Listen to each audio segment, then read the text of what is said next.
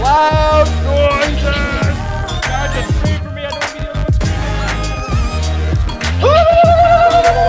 That's I wish you'd stop doing that. I really wish you'd stop doing that. Well, people, yes, it is that midnight chat attack. Orange buildings all over the place. And, man, God, can we please change the color of this shit, dude? No. Why not? Because you don't have another color to change it to. That's true. I don't know how to do anything. That's why. I like how you like, I'm gonna put this all on Ganja because Ganja wants it orange. Yeah, so, the reason why we don't have no one has an idea how to change this logo color besides once in a while for a view. I mean, I have a bad way of doing it. We expect nothing less, Birdman. I'm just kidding. Well, actually, just put it all in black and white. It'll be a retro version of it. Actually, that was my first idea. Just make sure you space it so I can read the chat attack. Yeah, exactly. But no, people, yes, it is a midnight chat attack. We are a little bit late, but that's okay because, you know, we're double toasted somehow in there some way, so we're supposed to be late. But yeah, we are here, and man, people in the YouTube chat are just talking up a fucking storm. This is awesome. I'm very, very happy about that. And then you go back to the DT chat, and, you know, they're all shitty. I can't stand the DT chat. They just fucking suck. I love the DT chat, but I'm trying to figure out how to put my headphones back in the fucking case right now. Hey, why? What happened? I don't know how, but I put the right and left and right, and I wonder if I just shorted out my headphones. Wow. I love how you're doing this live on the show. Yeah, we were late all because of Ganja, too. I don't know what the fuck is going on. Yeah, no, that wasn't his fault, but... I was just trying to fix my headphones, y'all. You know, I gotta hear y'all sweet motherfuckers in the chat. I gotta hear his kind of sweet voice. Yeah. I gotta hear Nick during the show. Yeah, no, but no one needs to hear me during the show. That'd be a bad thing. But I'm over here looking. And I had sexy in the background once, and that's true. Man, I hope that's not the case, but it doesn't matter. Holy shit. Ruth is saying break the walls down. I wonder if Chris Jericho did something recently that was like... He was talking about me, bro. He's talking about Trump. Oh, wait, why? Oh, okay. Wow, that's funny. I like how I put it about wrestling. It has to do with something that's actually serious and has to do with Trump. Like, wow. Amazing. I wasn't talking about that, but yeah, go ahead. Well, then I don't know what the fuck you're talking about, goddammit. Hard. I don't know what's going on. Shit. Ruth is saying, watching MC NXT, catching up on paperwork. So you're doing 3 things at once. You're multitasking, unlike Alan would do. No offense. I love you. Shit. Another thing too. Red Robot King saying Ganja gay love. Why does he's always obsessed with you and gay love? Me and him got a relationship that is blooming to a wonderful thing. It might get to the levels of Batman and Robin, or we might end up running to Canada to become one of those couples that get married for the healthcare. Who would be the Robin out of you two? I think Raheem, because he's very quiet. He talks once in a while. I see him just come. No one wants to admit they're gonna be the Robin. I'm sorry, you're the Robin of that situation. Raheem is so much better as a Batman than you. No, he isn't. No, Raheem barely says like 5.5 words, and most of them are crazy. But see, Christian Bale's Batman. I can't understand what the fuck he's saying. I can't understand what the fuck Raheem's saying either. See, Alan protect me. No, Alan's actually just a Robin just in general. It doesn't matter if he's paired up with somebody for Batman or not. He's just Robin. No, he's cooler than that. He's my Nightwing. He talks shit to me. He might go along, but he's going to be talking shit the whole goddamn time. But nobody has to keep you from fucking believing your own bullshit.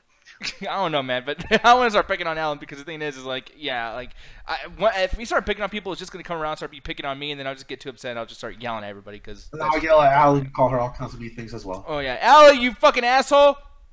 Hey! Damn, girl. I don't know if she can hear me. She just smiled. And that is why Allie never puts a show on speaker, ever. Yeah, her mom's probably going to do karate on me or something. Her mom hates you. I don't know. Your mom doesn't hate you, right? Aw, she hates me. Damn. Look at that shake of like, I can't break his heart. Yeah, she says she can't break my heart, but then she's like, yeah, she hates all of you. It was so funny. Like, my mom got triggered one time when I was driving. We were driving back from like getting something to eat, and I was having the music on, and I have it just like on shuffle, like on my stereo, so I don't really know what's gonna pop up next, and then Kendrick Lamar Humble came on. Oh Jesus! And then she was like, first she was getting down, she was like, okay, this is great, and then at the chorus, it's like, bitch, be humble. She's like, are they saying bitch? I was like, she's not used to rap music. And then all of a sudden, she's like, went on a tangent about, I don't understand why they gotta cuss. Like, why are your friends gotta cuss, Allie? Why are you gonna cuss? I'm like, dang, mom, like, it's like, damn, bitch, be humble. Yeah. And that's when she gets thrown out of the car at like 80. I was like, dang, my mom went in all of a sudden, like, sure, it was just like that. Lamar just like triggered her. She's like, "Why do your friends gotta cuss? They're so intelligent. Why are they doing that? I don't understand it." I'm like, who lied to her about our intelligence? "Oh, Yeah, come on, give yourself By the some." way, we are humble. Oh wait, what was that? Trying to compliment after something that God just said? I'm sorry, but intelligence, that's with me and Alan. But with Ganja, I must be still on my customer service. Like, What? No, yeah, because she just came off work, so she still had that customer service. Like, no, great, you're a great person, and buy her shit.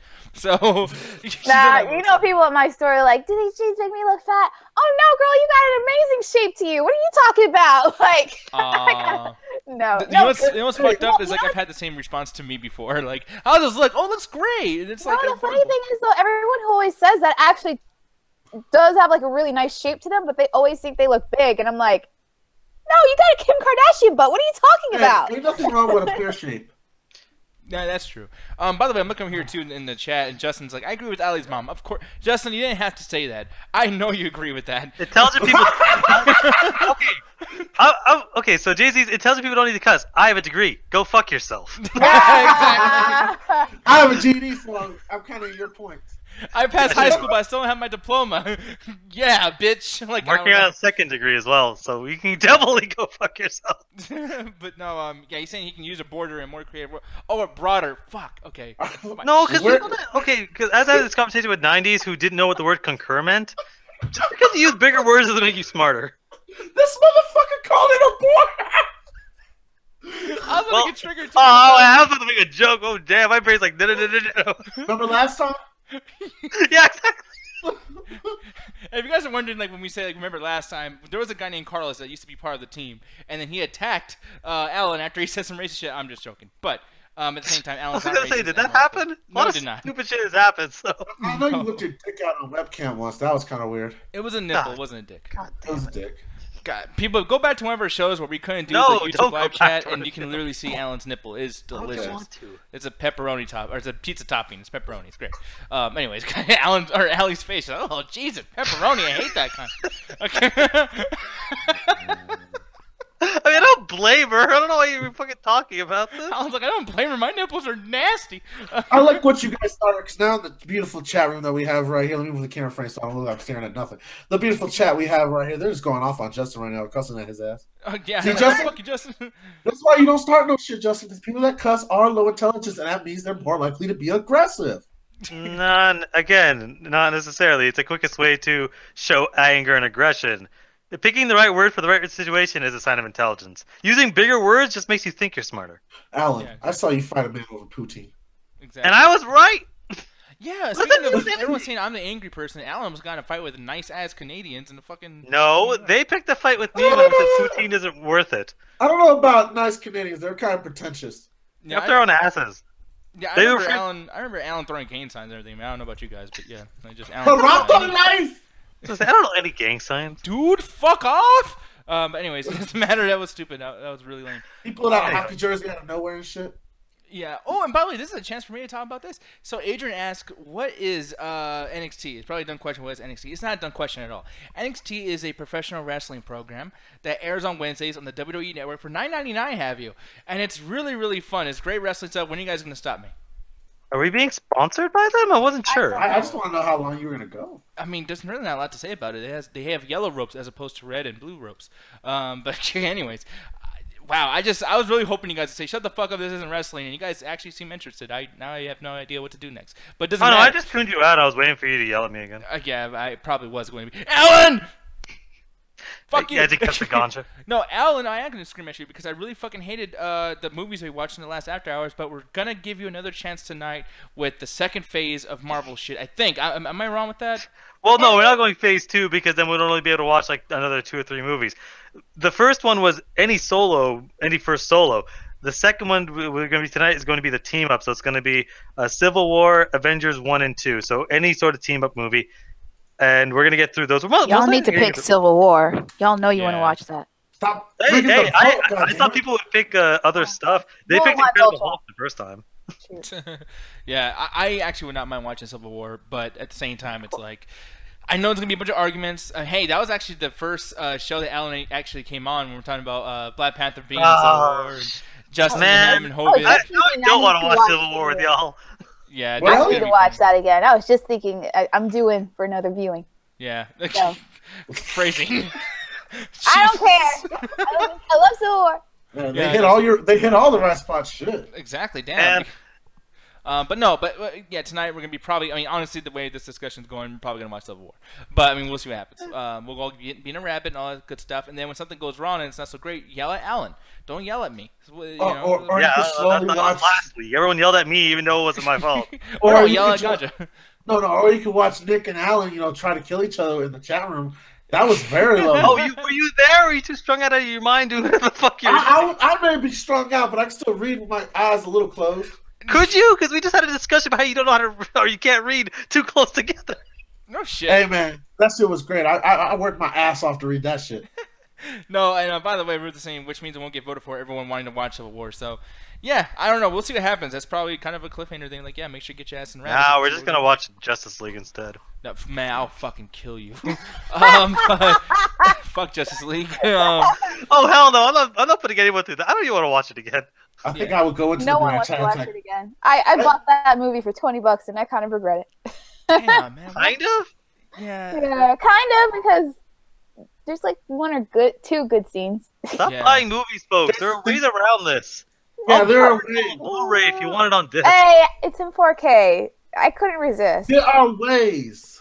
Yeah, 4K. 4K is 4K. though. But I will say though, 4K. speaking of the rules that are probably gonna be breaking over here in our goddamn rabbit, because everyone's gonna, what the fuck are you doing, Ganja? Damn. I'm getting around, getting You the just song. start bouncing? Like, what the fuck was that?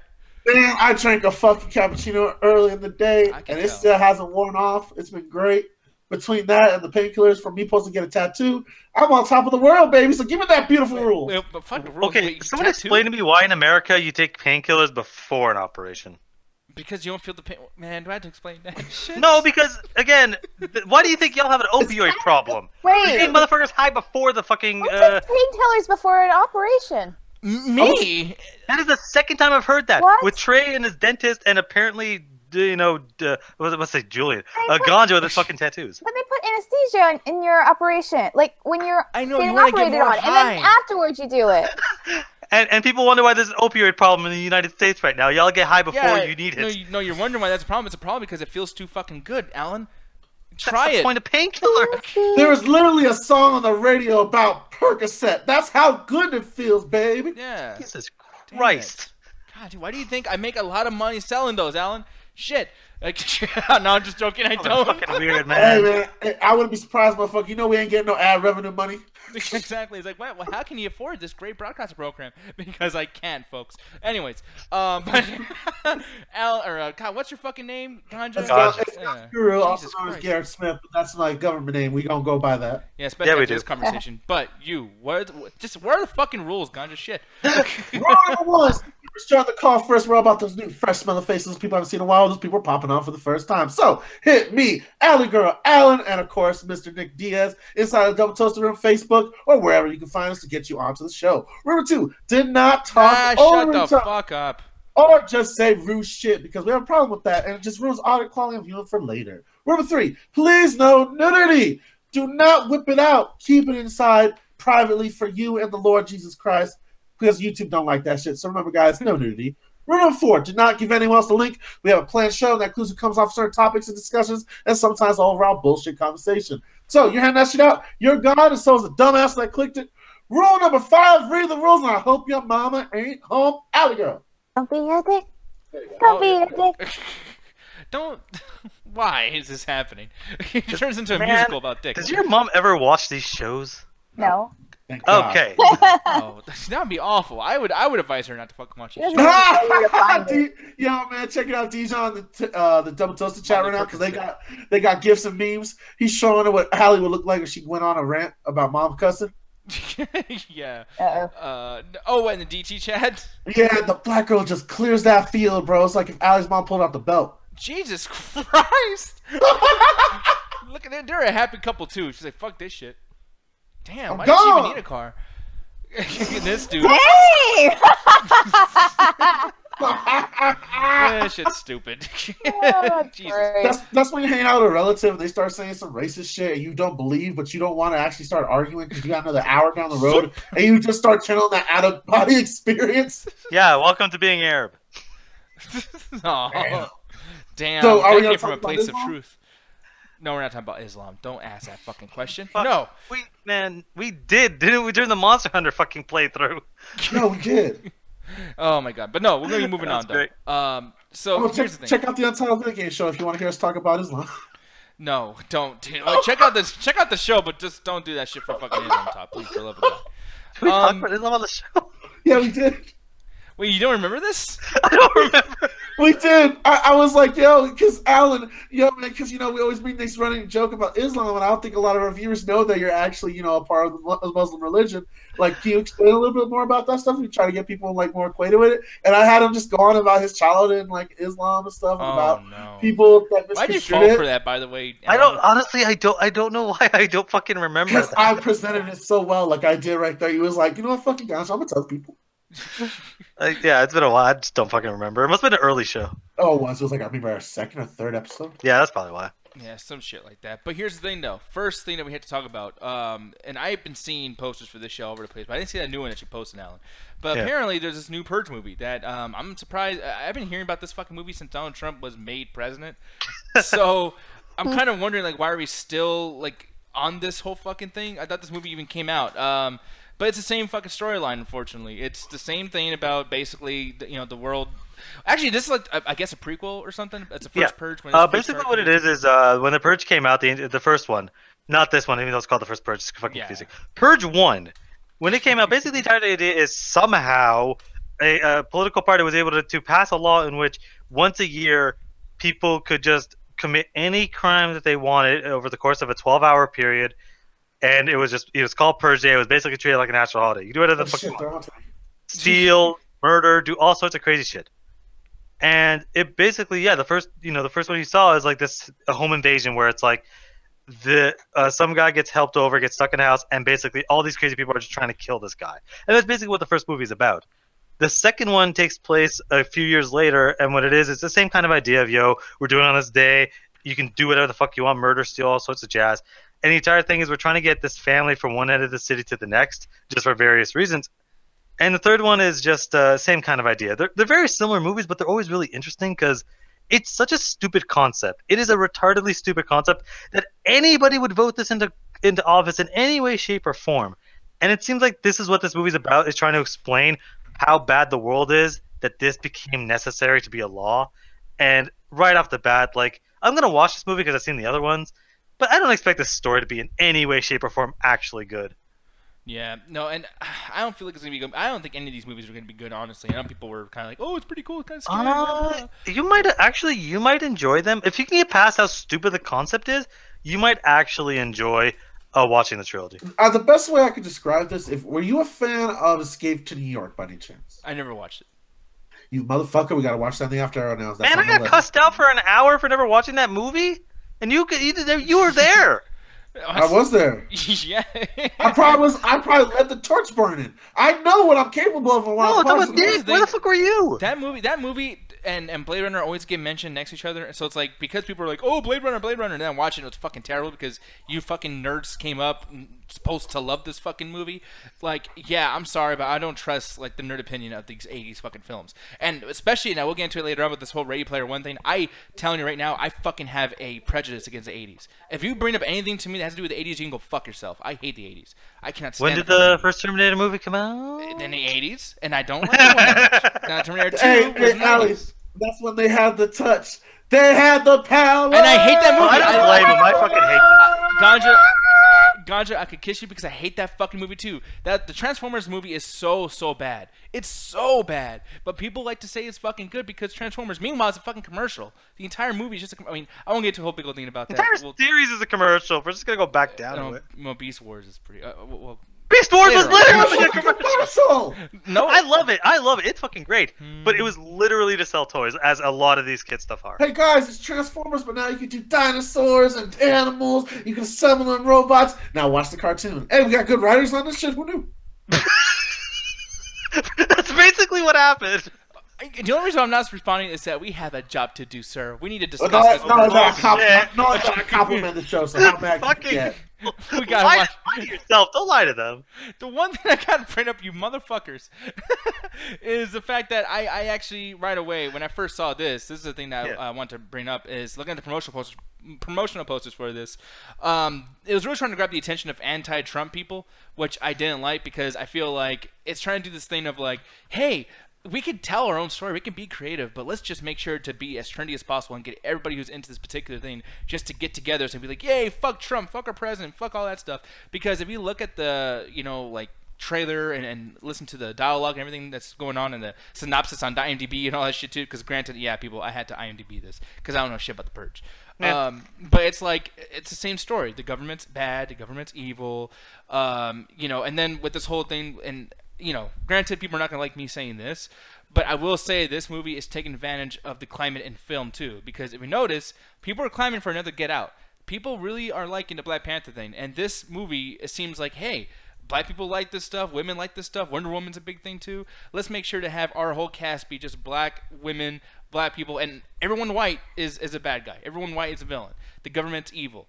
Everything has to do with Trump. Trump evil, outright, blah, blah, all this political shit. And I'm like, that's cool, and you kind of got me interested in that sense, but you better have something other than that, other than just like talking sense. Have you seen any of these films? I haven't, but they look the same.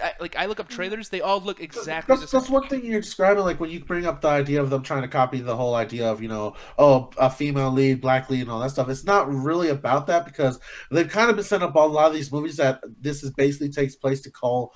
Like I think it was the second one or third one they really touched on this, but the first one was hinted at. Where I mentioned this in the YouTube that it's basically like it's basically when you gave what's the kid that made that anime on Netflix?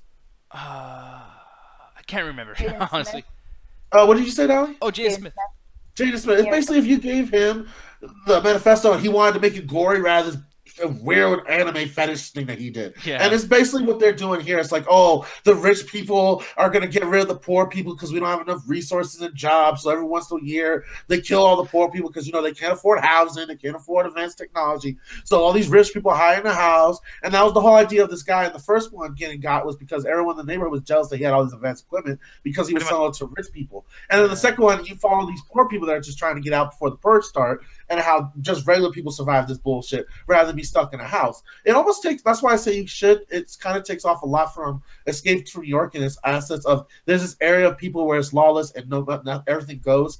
And then you run these also subsect of people that don't like what's going on and try to fight against it. And then this whole aspect of like, oh, is it all right for the rich class to do what they want as long as it's for the betterment of society? But all that shit is good and all, but it's never really touched on upon this. It's mostly just about the gore factor, like I told Justin, and trying to get people off on the violence. And one thing he mentioned, I support all the way, was the idea, like, why the fuck would anyone do anything else? Like, in the movies, it's always violent. It's always about people killing themselves. Like, they never touch on the fact that drugs, sex crimes, all these other shit that people were most likely to commit in these processes, probably in more and larger numbers, aren't the thing they're focused on. It's always based on these violent, hedonistic crimes that don't really kind of happen in lawless societies that much unless you're fucking around. Like, a lot of people are not that kill-friendly, so it's based on that premise of, like, oh, any time the law is gone, people kill each other. So I get your idea of, like, trying to dissuade the movie from that sense, but I like the idea that they're trying to get more into that fact of, like, oh, why does the Purge happen? Why do these people accept it? And going back to the first Purge kind of touches on that, because on the second one, they did have a group that fought against it. Okay. Yeah. And really, or go ahead, Alan. Oh no, yeah, I was just gonna add on to his point. Like, these movies are not particularly deep. They pretend to be deep, but honestly, when you start watching them, because I just watch it just for the fuck of it, they're actually, if you just take away all the extra bullshit, the story that happens in the movie outside of the political stuff is actually pretty interesting. Just get from one place to the other, and it's pretty tense and just fun to kind of sit through. So it's like, if you go in there thinking it has an agenda, you're gonna walk out going, "Wait, that pretend to have an agenda, but this movie's actually pretty good." Yeah, and Al, I'm gonna ask you: have you ever been into the Purge movies? Yeah, actually, I didn't see the second one, Okay. but which I heard is actually good. That's my favorite one. Yeah, I need to watch it. But I actually thought it was a really interesting premise, and the way they did it, I thought it was very. It kept me on the edge of my seat the whole way through. I felt like it was a really good thriller. So I'm actually excited for this because, they keep showing like different social classes through each movie. So it's yeah, like you said, it's not like super deep, or they go into like a lot of the political elements or whatever, or like other crimes people would commit, like Ganja said. But I really like the premise, and I feel like actually these movies are definitely like one of the more stronger like of this type of like franchise, because you have a lot that or horror franchises that just they're kind of out for a quick buck and they're not really trying. At least these movies actually do try and succeed, I think, in more ways than not. So it's interesting. It's a crazy concept, but it's a really fascinating one. So I'm actually looking forward to seeing this. I actually need to watch the second one because I've been meaning to watch it and I just haven't gotten around to it. One thing... Oh, go ahead. Yeah. Oh no, go ahead. No, because the one thing too that's really bothered me as well, and I mean, and like I said, I haven't watched these movies, but please explain to me why they have these horror movie fucking masks all the goddamn time. Is there a reason? It was basically it was from the first one, because with the first one, what it was just kind of show like it was just trying to hide where it's like it can be anybody. It's not just it's not just the like you're saying, the rich, poor, black, white, Asian. It's we can be anybody. So it's supposed to scare where like the average person will turn into a horror movie monster if he has no consequences for any of their actions. Mm-hmm. Okay. It's almost like people are living out their like deepest fantasies. Yeah. I think I can't remember if it's the second one or the third one, but at one point you're just hearing people on the radio talk about like, so what are you gonna do on the Purge? And one guy goes, "Yo, guy, I'm coming for you, man. I'm letting you know this now." Like people just treat it as like a regular holiday, like they're going out to get like drunk or something. Yeah, because the thing that's weird to me is like, I mean, it's one thing to say like, hey, it's all about anonymity. I don't know if I said that word right, but just being anonymous. Sure. And people can't see, being that incognito. But then you get a situation like this, and it's like, okay, so every single person who's going to be killing somebody, apparently they're so just right away evil that they have to make these creepy ass masks. Like, there's ways to hide your face other than.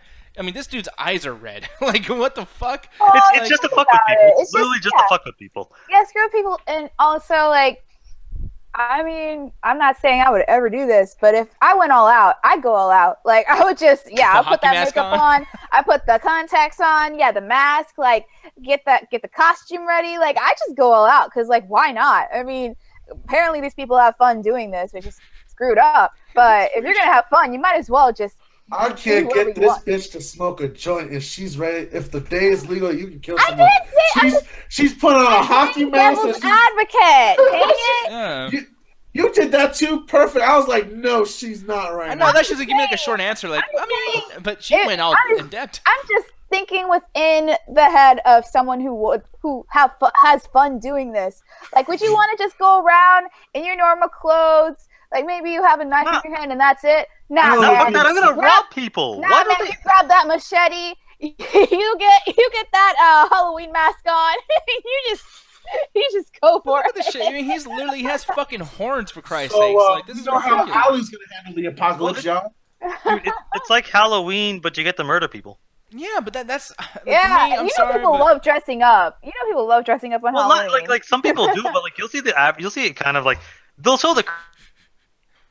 Yeah, it's. Oh wait, I'm just picturing Jed and Allie now in the Purge, just walking around in like those sister outfits from the fucking Shining, just murking people down alleyways and shit.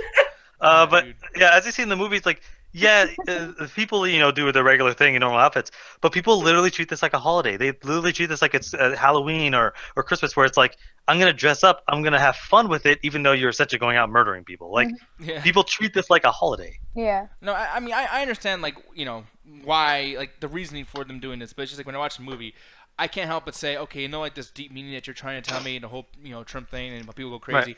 But when you start doing shit like this, I'm like, okay, yeah, you're a horror movie. You're that generic ass movie, like just. Not only that, Nick, you would hate it because it doesn't follow its own rules and concepts. Like in the first one, it's implied that anything goes, and then the second one's like no firearms above certain grades. No, they state that from the get go. As soon Yeah, as but they go deeper. Like it was like arson. Like they go into like all these bunch of stuff. Like you can't like kill like level 5 people and shit. So it's like not even a true purge. It's just some bullshit that they come up with. So like, that's the thing. Those rules were from the start. Like the thing is, you could murder everyone, but they wanted to protect politicians because they wanted to be like more about it is just straight to kill the poor. I like how like they wanted Jess to says. just hammer that hard. I like how Jess says, "I would never go out during the purge." Meanwhile, we know that like this is just a ploy to like make us not think that she's gonna be out there trying to fucking kill us. Like I do not trust Jet at all. Just for makeup alone. Exactly. Yeah, just for makeup alone. Always be on her for makeup. She pulled out eyeliner. It had a point on it. That bitch was a shank. Okay, honestly though, Alan, you're like the only person I'll be scared of a woman's makeup, man. You should have seen it, man. You would have fucking jumped out of your chair and ran. No, but yeah, like I said, I mean, there's really not much else to say. I mean, obviously the movie might be good. I'm just saying, like, I'm judging the trailer once again. So me hating the trailer so much, maybe the movie's gonna be good. I don't know. But when I look at shit like this, I'm just like, that shit looks fucking silly. And this is the third time with 3 of these fucking movies where I'm laughing at the trailer instead of actually enjoying it and saying, oh, it's gonna be interesting. And then to keep playing on the Trump shit and the whole thing, I'm like, yeah, you know what? Just like a comedian, get some better material. Don't you hate that when comedians do the Trump shit? Like, as soon as you start saying, hey, Donald Trump, bumper to burr, I'm like, okay, yeah, fuck you. Like, I'm not listening to a single fucking thing you're saying now. Go fuck yourself. Like, you should have never seen the third one. Holy shit. They hammered that so hard, it wasn't even funny. Yeah, that shit gets but this one I don't think is going to take on the Trump tone. I think it's going to be more the idea of anarchy because, Republicans are in office, yo. I know. Oh, shit. But to move on, this thing I have really nothing to say again whatsoever, but it's happening, and I'm actually surprised it's happening. It's called The Terminal. Now, The Terminal stars Simon Pegg. By the way, what's up with people liking Simon Pegg so much? I think, again, do you like Shaun of the Dead? Yeah, that's the only thing he's ever done that's okay. I love Shaun of the Dead and Hot Fuzz. I fucking love. I love him in the Star Trek movies. Like he's one of those people that is always he's sprinkled around in almost everything. And he's one of those people where it's like he doesn't take the spotlight, but he's always there and he's always supporting. So he always knows his roles in every movie. Yeah, no, I guess you're right. And then obviously this whole thing with the Margot Robbie thing. I'm sorry, she looks good in short shorts with the whole Suicide Squad thing, but this woman is not interesting at all. I'm sorry. I honestly can't stand Margot Robbie. Did you like her in I, Tonya, or whatever the fuck that was? Yeah, I, Tonya. No, I, Tonya, but the thing is, like, Tonya Harding in general is fucking hilarious. Like, I like her just watching her talk on World's Dumbest Criminals and shit. Like, so, like, the character... Yeah, so the character of Tonya Harding is just hilarious. Like, anyone who can play that character, it's such a great character. You felt like it was more her just like, when people do, like, famous comedian movies, they're more just copying the mannerism than actually trying to play an actual actress or actor. Yeah, because the way that character was written, and then it's written off of like real shit, so it was gonna be good no matter what because Tonya Harding's fucking awesome. You could have a shitty. You could totally have someone that doesn't know how to fuck to do comedy stuff. Like I'm not a huge fan of Margot Robbie, and I think she's overrated. But like to a certain degree, it doesn't matter how good your writing is or director is. If your actor fucking sucks, you're gonna get some garbage out of that fucking person. Yeah, and I don't think that she sucks. It's just she's just a girl who's good at acting as the people that like people always bring up that fucking movie where she spreads her fucking legs, which that could be like 10 different movies. What's that? Wolf of Wall Street? Wolf of Wall Street, yeah. And I didn't watch the whole movie, by the way, but I'm just saying, like, I watched her part and I was like, oh yeah, she's just a girl. Like, okay, why is she barely? Nah, you didn't watch the whole movie. Okay, she was actually really good because you went into it thinking, oh, she's just gonna be some bimbo, like, she's just like there because she's really pretty or whatever, but she's actually kind of was. But she did a really good job of like bouncing off of Leo DiCaprio really well, like with chemistry. So like she really held her own. It's not like Megan Fox or. Okay, well that's the lowest. That's what. Yeah, exactly though. But that's who you think that she's gonna. That's what her character you thought that she was gonna be, and she was actually more. She was actually she was decent. Like her character was decent, and then her as the actress was like really elevated that role where it could have been just like, okay, whatever, any girl could play it, but she added something unique to it. And then I think she's just gotten better and better as, her career has gone on. Yeah. I think she was way more interesting in what the fuck was that movie? The Big Short than she was in anything in Wolf of Wall Street. She was in that. She was in one scene. She's in one scene, but again, in Wolf of Wall Street, she's only there as literally a trophy wife. That's her entire role, except for at the end when she gives a shit about her kids. But it's like she's barely in Wolf of Wall Street, like except for again sex. Well, yeah, she's a supporting character. She's not a main character, but she was noticeable in it. Like you could. I know you say you can't remember or whatever, but like I thought that she was one of the standout people in the movie, you know, apart from Leo DiCaprio and Jonah Hill. Yeah. So, you know, that's really the movie that made her well known, and rightfully so. I think she's extremely talented.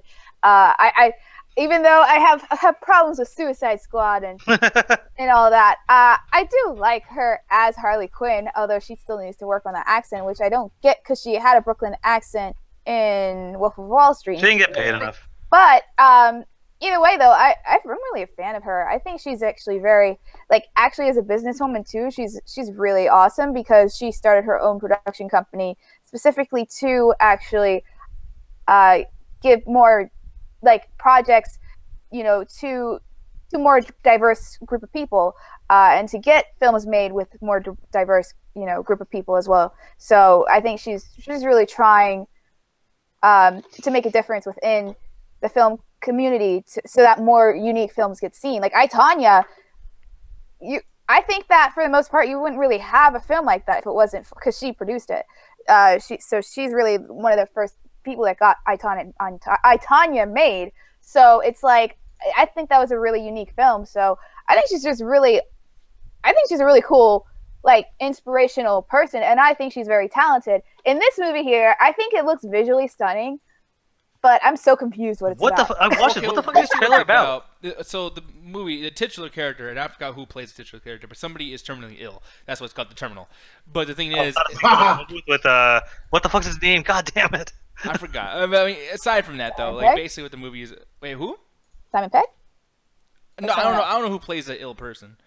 Oh, okay. Or at least you're talking about that movie Alan's referring to, because I don't know if you remember who was in there or not. But yeah, I mean, aside from that though, like the person that's in here is two assassins and then somebody, you know, the waitress, which we already know who the waitress is, the person who lives a double life. And I know what this is going to end up because she always plays characters like this, where it's like, hey, I act this way, but I mean to be this way. And her whole thing is like, yeah, she lives a double life. One is probably a person who helps the assassins, the hitmen, and then one as a waitress, we're just a typical chick. And it's like, okay, well, I mean, I'm not going to be sold on the idea of like, oh, look at this person being able to play a regular girl who lives in or works at some rinky-dink ass restaurant, and then a girl who's a fucking assassin or someone who aids an assassin. But then the thing that's weird to me too is like Simon Pegg and Mike Myers. Believe it or not, Mike Myers is actually in a movie. And this is the sequel to Texas Chainsaw? No, wait. Why would that be a sequel to? Oh, because Michael Myers. Chainsaw. He's saying because Michael Myers. You mean Halloween? Yeah, I know. Whatever, man. It was a joke I was going for. I thought it was funny, but no, they're all the fucking same. Gary would be laughing his ass off. I'm gonna cut your dick off, Birdman. That's not the right movie, motherfucker. I don't give a shit. The joke still landed. It's okay. I landed for me. It was good. But I'll cut you on your bird. You guys are assholes. But the thing is like, and one thing I hate about this too is a way. I mean, I don't hate it. I'm not gonna. I always say hate for certain things, but this is done in a way where it's like, see all the lights, man. It's like Blade Runner, bro. Like I bet Julian's masturbating watching this. But this reminds me more of like Sin City. This reminds me a lot of Atomic Blonde. Or Atomic Blonde. Yeah, I don't know if this is gonna be good, honestly. I don't think it will be. It reminds me of Vice or the other guys, the nice guys, whatever the fuck they're called. Oh, I love that movie. No, it's not the nice guys. Because the nice guys was, as much as it was kind of weird and crazy, it wasn't as technicolor. It was way more muted. This, again, you nailed it with the Blade Runner. But again, if you look like that club scene reminds me exactly of Atomic Blonde, of just how crazy it is. Because it feels like it's set in the same kind of Berlin area. So it's like watching that, I'm like, I don't even. Yeah. It's just kind of crazy, you know. No, I mean it reminds me of the bad shit that happened in Ghost in the Shell. Like it was like that shit where it's like, hey, look how colorful, look how like beautiful everything is, but yet this leads to nothing. It's just visual, so you can go, ooh, the vibrancy, yay.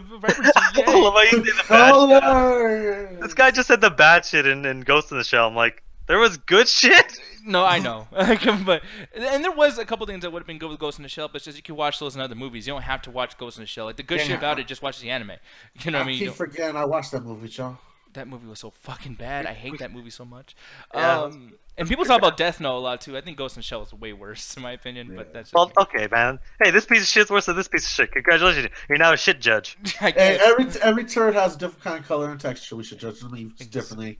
Exactly. Different vibrancy. Different saturation, as some film people would say. Every turret gives out different frequencies to the universe. Danielle told me that. Oh god damn. I mean, he's not wrong, but that's still stupid. But yeah, the stripper shit. Like, I'm sorry. Hey, I'm not saying that I don't like strippers or anything. That's great, y'all do that. But it's like, Probably don't. nah, I'm not gonna say nothing because we might actually watch it. But it's just like, you know, when it comes to that, I mean, it's a movie. Like, if I want to go see a strip club, I'll go to the strip club, or play GTA 5. or look at porn. Like, I mean, why do we sell sex in movies that we're not gonna have the sex shown in? Like, can we just, you know, tell me a good fucking story and I can watch your fucking movie? Someone say strip club? Stupid That's gosh. Monopoly money, by the way. No, that's real shit. Or is that? Is Thanks, that real? Nick. This is a real Austin stripper fun, but we don't talk about that. Damn, I can't believe it, dude. I can't tell if it's real or not. Then you roll with the joke. I didn't know if that was a joke. I'm sorry, you gotta tell better jokes. I'm joking. But yeah, like I said, I don't know what else to say about this fucking thing. It looks bad. You know, but Ganja, you didn't really say much about this, man. Like, is this selling you on the colors and shit and the lighting, man? The colors, like, okay, well, like I'm a 4-year-old motherfucker. No, it's not selling me on the goddamn colors. Like, I kind of get what's going on here. It's gonna go to the horror artistic route of probably this guy going through a terminal illness, and it's gonna be like him hallucinating all these visuals, all these experiences, kind of like what they did with I think it was what's it called, the one you're not supposed to talk about, Fight Club. There you go. That's what I'm We're not supposed to talk about. You know, like the whole like thing that he's doing these actions and stuff that aren't really happening. It's within his mind, or he's experiencing this through a different person or a personal point of view due to his terminal illness and him trying to get around the death. But honestly, I think it's going to be them just a chance to whack off to how much special effects they can do that can make symbolic gestures of film studio stuff, man. No, Man, and what one was thing I that can't stand too, and I was gonna play this part of the trailer. This reminds me of that, cause okay, so see how it's moving like that. What other movie that just came out in 6 months that you've seen that on? And you better fucking, it has Johnny Depp and it has a couple of people that we know that's in it. Wait, has Johnny Depp in it? When did Yeah. Black Mask come out? No, it wasn't Black Mass. It's something that came out in the last 6 months. It's a, I'll tell you, I'll tell you this. It takes place on something that's moving. I'm gonna go Wait, on the with Pirates? Pirates of the Caribbean? No, Murder on the Orient Express. Oh, yeah, it was in that movie? Shit. Yeah, Right. and Forgot that came out. and Johnny Depp was in there. They don't tell you in a fucking trailer. But, Yeah, Yeah, they that's do. probably why we forgot.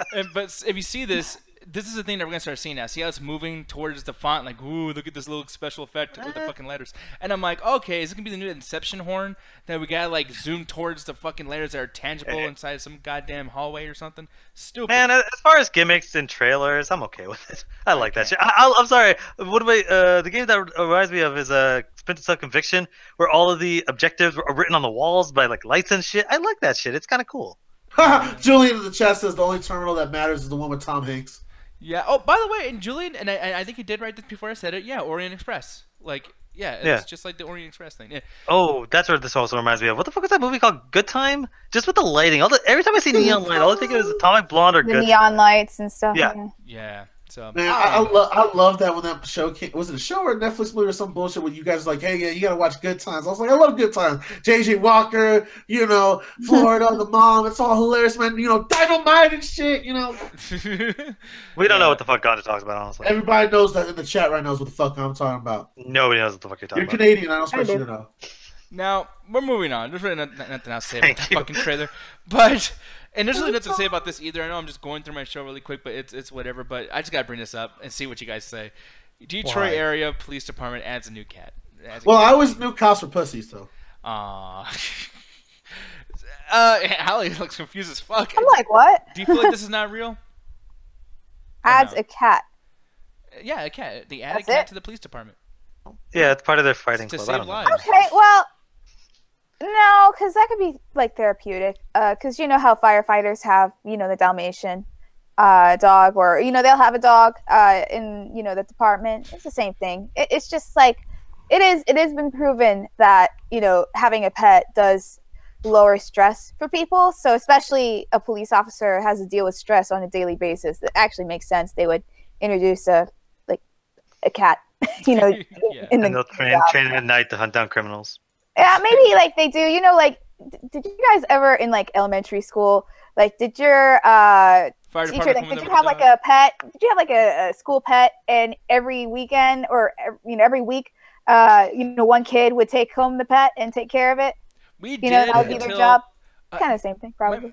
My school did, but one time the motherfucker brought in like this like dangerous lizard. Like I forgot what kind it was, but it was scratched one of the students like really bad. Komodo dragon. I I think that I'm thinking like a hamster, you know, like. One of our teachers fucked it up for everybody. They're bringing like little tiny little kittens and shit like that, and little like cute little things. This dude brought a fucking lizard that like Y'all bit actually the had kids. that? I thought that was a cartoon thing. Yeah, against the rules in high school. 2 kids mauled by lion in Arizona at show and tell. Yeah, I'm gonna bring a Gila monster shit. Oh, man. Yeah, I always thought that was cartoon shit, man. So I didn't know that y'all actually like trusted kids taking home pets because I'm not trusting that shit. Well, yeah, of course, ruthless. You know, they're gonna add a cat to the police department. How else are we gonna distract people from, you know, the abuses of police taking more than burglars and, you know, them shooting black people on the regular? Like, it's the only best way to do it. It's cat videos. And Buzz Killington as Ganja Guru. No, the thing I feel about this is just basically like I'm a cat person. I don't have any dogs, and it's just like I've always felt like, you know what? Why can't cats get some kind of fucking respect? And it's because the dogs always get the spotlight. It's like the white people thing, getting movies instead of Mexicans, black people, and Asian people, and it's fucked up. What? And I want the cats. I almost said the Asians. I want the Asians to help the police department. Yes. I was about to make a bad racist Asian joke with cats, and y'all should know already. But continue, Nick. I don't even No, know. please stop. But yeah, aside from that. Just don't order the number 5, Nick. Oh, you fucking asshole. What? Man, don't explain it. Don't explain it. I'm not explaining. If you don't get it, you don't get it. Yeah, if you don't get it, then Ganja's a better person. I have a feeling I'm getting it, but I got the wrong thing. So let's just move the fuck on. Jesus, they all don't kill cats and fucking. Anyway, so. I feel like you just started whipping me with a belt and shit. Yeah, it's fucking. That's a bad thing to say. But ain't nothing else to add to that. So I don't know what else to say other than there's a cats in fucking office or in police department. I think it might help out. I think chasing other cats down or up a fucking tree to get them down to instead of the grown men to do it is safer. I mean, like, what? Do you disagree with this ganja at all? Well, I disagree with this all the way. Fuck police on that first grounds. I'm not gonna say that when I meet you guys. I'll be very friendly. But besides that, you know me and you have this beef with cats. I don't like cats. I don't respect cats. Because Ganja's a hater. Bitch, don't get me started on birds. Ganja's a bad I'll owner. fight you. Alan, don't get me started on birds because you might be next, bitch. But go back to cats. They are one of the most selfish fucking creatures. They can you're live a shit on owner. You just don't want to spend time with the cat and earn his fucking I love. see cats, lovable owners that their dogs die over, but the cat is like, yeah, I can take them or leave them. Okay, because again, dogs and cats have been evolved differently. Where cats never had the situation where they helped humans with every single aspect of life, where dogs had that. So dogs are dumb loyal. But cats and birds show their affections in different way and stronger than dogs. But dogs just show it all the time. It's all the time, where cats just every now and then. But you still get the same sort of affection. Yeah, and cats, by the way, survive. When they eat the owner or whatever the fuck, it's because they know what they gotta get done. Okay, why are you face palming, Alan? Because why are you siding with that? Who's the situation where it's like, my cat's great, it's gonna eat me when I die? Like, when I die, I don't have to worry about my cat dying too. My cat will be like, hey, listen, bro, like. And by the way, if I was hungry, I would eat my cat, and my cat understands that. You bullshit! You wouldn't eat it. You wouldn't eat it. You wouldn't eat. Alan's reaction to that was perfect. It's just like, what? I would eat my cat, and I talk to my cat. Alan, he's talking about eating pussy. Yeah. Oh. Stop. Okay, that's the third time tonight you made the joke. I'm sorry. That was the only time the eating pussy thing actually worked. No, it didn't. I apologize to everybody in this room and in the chat, but man, when am I gonna get a chance to make that such an easy joke? That's true. So you and Allie just smile. You know, it counts. No. Yeah, I was gonna say, stop encouraging him. I sacrifice my Saturdays for this. You got nothing better to do. Aw. Well, I mean, you can eat pussy. Anyways, moving on. Jesus Christ, that was ridiculous. Thanks a lot, Ganja. That was gonna be a great highlight for later on. That was gonna be a highlight? Oh, fuck yeah, it was. He just made a pussy joke and it made sense. He never does that. Blew my fucking mind. I'm not putting this in the year 3 edit. Hey guys, so anyways, yeah, flex and chill. So that shit. Oh, I don't know how. That was like the hardest segue I could have possibly done. That was fucking wonderful. But yeah, it's flex and chill time, man. You guys have probably saw inside, well, on the side of the screen and everything, and on the thumbnail, they were talking about a certain movie and spoilers of that certain movie. Now, Alan, you gave your review last week. What did you give it, by the way? Do you remember? What the fuck did I give it? Because I think I did it just based on, I kind of just did it as a high rented, low rented, just around that area of go out to the theater and get it, but it has a lot of flaws. So I guess like just basically on the sense of it is kind of worth your money to a certain degree, but it does have a lot of flaws. But this is a fun movie that I do recommend you see in theaters. Okay, and you, Ganja, you want to tell people what you gave it last week? Ready I Player One? gave it a stream it or avoid it. Stream or avoid it. And before we continue on, really quick, we'll talk about last week and things like that too, and I'll make you elaborate on that rating. But before we even do that, I just want to announce that we're gonna bring our boy Justin Azarian in the call right now. I'm actually about to give you a link right now, sir. And you can come on and talk about this fucking shit. Oh, he's already in. Holy shit! God damn, what a quickness. Okay, well, that was fast. My boy Alright. Justin, how you doing, sir? Oh, sorry, I just got your message saying join in a few minutes, Alan. My bad. Okay, because, well, professionalism. Yeah, exactly. Sorry. And then I think Adrian wanted to come on too, so if you can give her a link, because I can't find her shit. Yeah, I'll find her. Where you at with your big titty ass? I'll just do that for a Big second. titty ass? And then my they said God, that Justin not left. the calls. Where you at, That's baby all. girl, with those big tail titties? Big old titties. I don't even know. But Alex, our homegirl. Y'all believe that? wait, what happened? Alex, our homegirl. Yeah, She I know. can't even believe that. I know she's like, Yeah, I don't know how that happened. the thing is though, it's time to talk about fucking movies. Now, really quick, did you watch Ready Player One? Phrasing. Yeah, you want to put a comment there, man. No, fucking movies. Tons of fucking. Damn, God, shit. Jesus Christ. Gotcha, folks. I'm sorry. The reason I'm laughing is alright. This is a segue, Nick, but I have to tell you. Are you When gonna be able to? when I was younger, my dad got diabetes and we didn't know it yet. Hilarious. Hold on. For like a solid week, he was kind of losing his mind to the sugar, and we didn't know it. We just thought he was going crazy, and we were all getting ready to go eat for dinner or something, and he just comes out with a real confidence. Hey, y'all ready to fuck? me and my sister look at each other, look at my mom like, he ain't gonna make us do that, are we? What? Damn, dude. And that's what you just made me think of right now when you said that. We're gonna watch some fucking movies. Wait, and then in the chat, Patrick Burrows says woman's flaming deli meat caused explosion at Alabama motel. Police say. That's a new person, by the way. God damn, Patrick, dude, I love that. I don't know if that's real or not. I feel like he just randomly wrote a bunch of shit. I doubt it. Woman's flaming. Like, after that, I don't want to hear anything else. And by the way, that is our review of Ready Player One. Exactly. Jesus Christ. Are y'all ready to fuck? That's the review. Y'all ready Flaming to fuck? deli meats and effing movies. There we go. That's Ready Player One. The moral of the story is check your sugar, people. That was the moral of the fucking story? I don't even know anymore. I don't know either.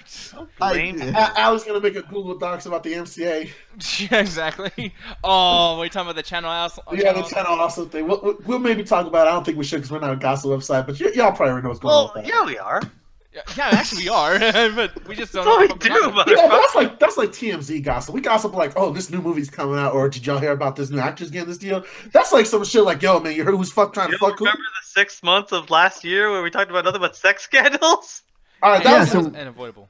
that's come on now. That's like us Yeah. talking about the moon landings in the '60s. Exactly. Yeah. We should. When the moon landed on many females' faces in the backstage. No behind the scenes. re-entry jokes. Yeah. Yeah, exactly. It's awful. They did not get permission to land, folks. Hey, and that's your shit too, by the way, Justin. I'm just saying, these guys you all look up to. Hey, don't look up to these fucking movie guys anymore. Fucking nasty. I never really cared for Harvey Weinstein, so I could do without him.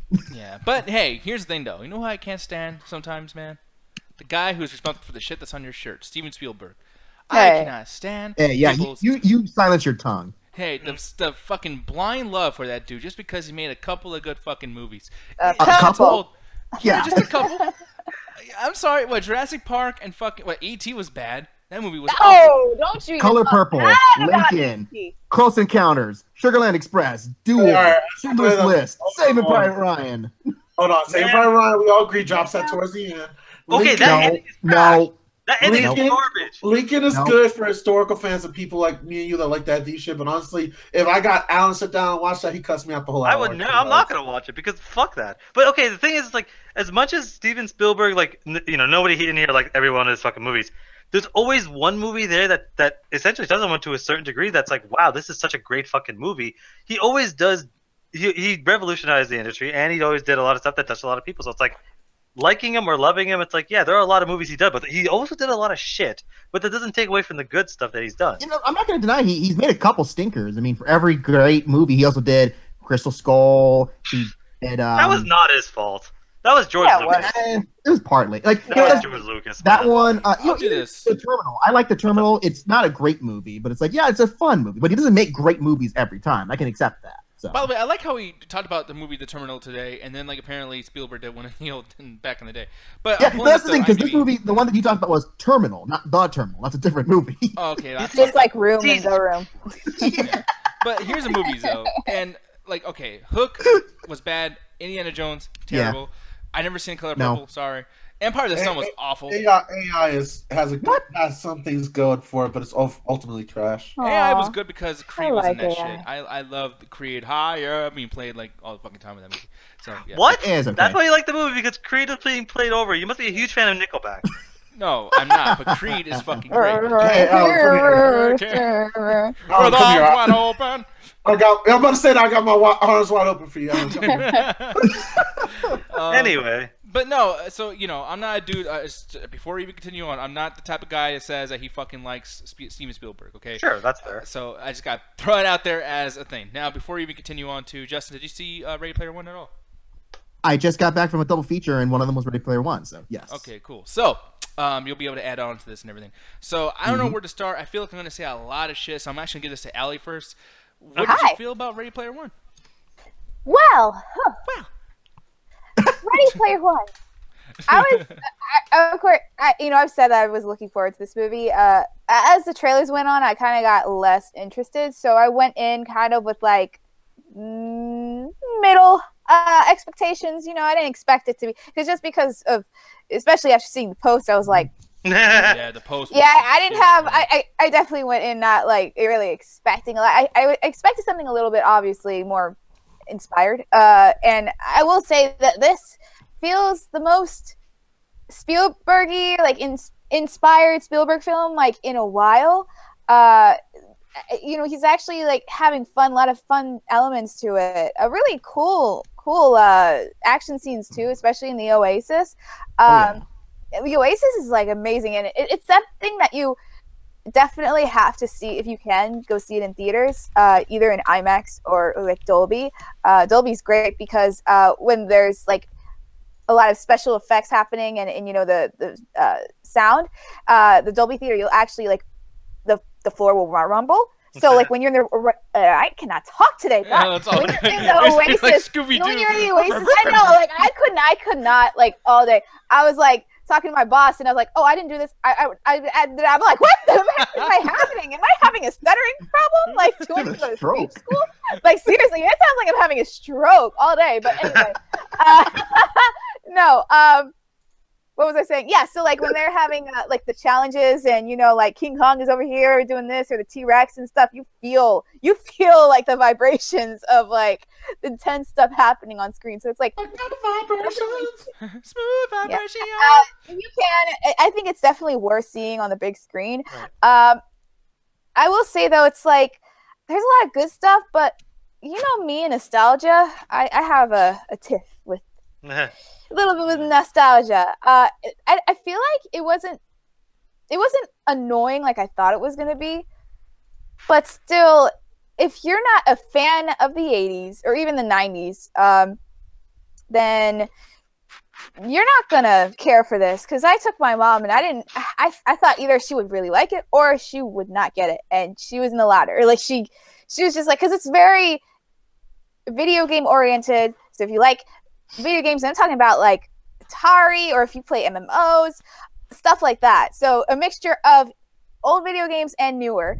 So if you're not in any of those categories, again, you're not going to like it. And if you haven't watched a lot of the classic movies like Back to the Future, The Shining, you know, all these Iron Giant. Classic Iron Giants. I had one movie, by the way, not a sequel or anything, just one movie. Spielberg film. No, but yeah, any Spielberg film, but basically, and some other stuff. Like, if you're not familiar with that stuff, you're not gonna really be mind blown or anything like that. Of course, you'll see some characters you'll recognize, even if you're not like deep or grew up with, you know, those films. But still, I don't think this is very like a niche audience. I feel like it's not really catered for a wide audience, especially one that again isn't into video games, isn't into pop culture. Right. So that's what I would say. But if you are, I think this is really fun. It's extremely it's thrilling, especially again in the Oasis, which it definitely looks like a video game. So I felt like I was basically watching a video game cutscene for most of the movie, and then they jump out and it's just real life. But honestly, I watch video game cutscenes all the time on YouTube, so it really wasn't that jarring for me. So I actually really enjoyed it. And I found myself whenever they went back, in real life, I'm like, nah, go back in the Oasis. It's so much more cooler. Yeah. And there's this one scene I wish that they had more of was horror elements, because I was talking to Nick a little bit because he was asking me if like Freddy Krueger was in it a lot. Yeah, and unfortunately he's not. He's in it, but very minimal. But if they had, because there's a part where they, like I said, The Shining, when they go into The Shining, that whole part is really like, I think one of the best parts of the movie. And it was like, I got so giddy watching that, and I'm not even a fan of The Shining, and I was just like, man, this is so cool. Like, I want to see everything. I want them to go into Halloween. I want them to go to Nightmare on Elm Street. Like, I want them to go into Alien. I was waiting for Alien to pop up. I was waiting for a Xenomorph. I was waiting for it, and then like they did have like a little Easter egg, and that was it. And I was like, dang, that was so funny. Yeah. Man, it was funny, but I really wanted something. I wanted something bigger. Like, I wanted to actually see a Xenomorph, like, or something like that. Like, I was really disappointed I didn't see that, but it is cool they actually did, do something. But I really wish they actually did incorporate more horror stuff, because I think those are definitely the best parts. And there's another part with Chucky, which I thought was pretty funny. Oh, and by the way, just to tell everybody, this is all spoilers. Like, we talked about this. Okay, good, because there's a bunch of shit with that climax that you cannot talk about without spoiling. Okay, so we can. Oh no, fuck them! I don't give a shit. Okay. I would put a spoiler thing on. Everything I said to this point is not wrong. I'll put it in it. But anyway, no. But since we're in the spoiler territory, I don't know. I mean, I always say reviews without spoiling stuff, so it's like weird all of a sudden now to like get into it. But yeah, I have to say though, like the first part I thought was really cool, and they started out really strong. But then as it went on, and they had like towards like the second challenge and onwards, it just kind of became a typical, almost like young adult novel in a way. God, it's like, so good. Yeah, because it's just like a bunch of teens that are going against this big, huge corporation that wants to take over and become a monopoly. And this corporation is doing like illegal stuff behind the scenes, and they're actually literally killing people, which is crazy. Like, no, there's some dark stuff they did. They only just scratched the surface of. They're like, they're just evil debt collectors. They're just essentially, they just throw people in, essentially, let's call it what it is. They just throw them into slavery and say, fuck it and work on it. That's the thing I don't understand, because why the fuck do they have slavery? There's so many goddamn things that I can't stand with this. Because one thing, I'm just gonna jump in at this point because there's some shit I need, because I know people are gonna want to argue with me, and I just get the arguments out of the way. Also, hi, I'm ready. Oh, hey, Adrian, how you doing? Hey, good. Okay. Hey, I didn't even see you come in. Did you see Ready Player One, by the way? I did. I saw. What was it, last week? Yeah. Okay, it was sweet. pretty So good. all of us can be able to fight. Yeah. That's probably what's gonna happen. Now, the one thing I had to bring up really quick that really kind of like pissed me off is the references. The reference killed the fucking movie for me, because every single thing that happens is handcuffed to the idea of, oh, this is Ready Player One, so we need to refer to the book, refer to the video gameology, refer to the stupid gimmicks and tropes. That's how the book is. That's how the story. No, that's the thing. But if I didn't read the book, then what is this movie to me? Should I not watch it then ever and not even give it a shot? That's the thing. Like, I never read it either, and a lot of the stuff was like, this entire movie felt like it was a love letter to somebody you've never really met. So a lot of the stuff was just watching a fan, like, again, Spielberg, very Spielberg-y, of him being in love with some sort of ideal, where we see that a lot in all that stuff. And on top of it, too. Yeah. Well, I know what Justin's going to say, because he's like, well, it has to be like the book, because it's part of the book. But the thing is... No, Nick, I was going to say the opposite of that. This is actually very different than the book. Then why would you even say it, then? You cut in to say that, well, that's what was in the book. Perhaps the, premise of it down.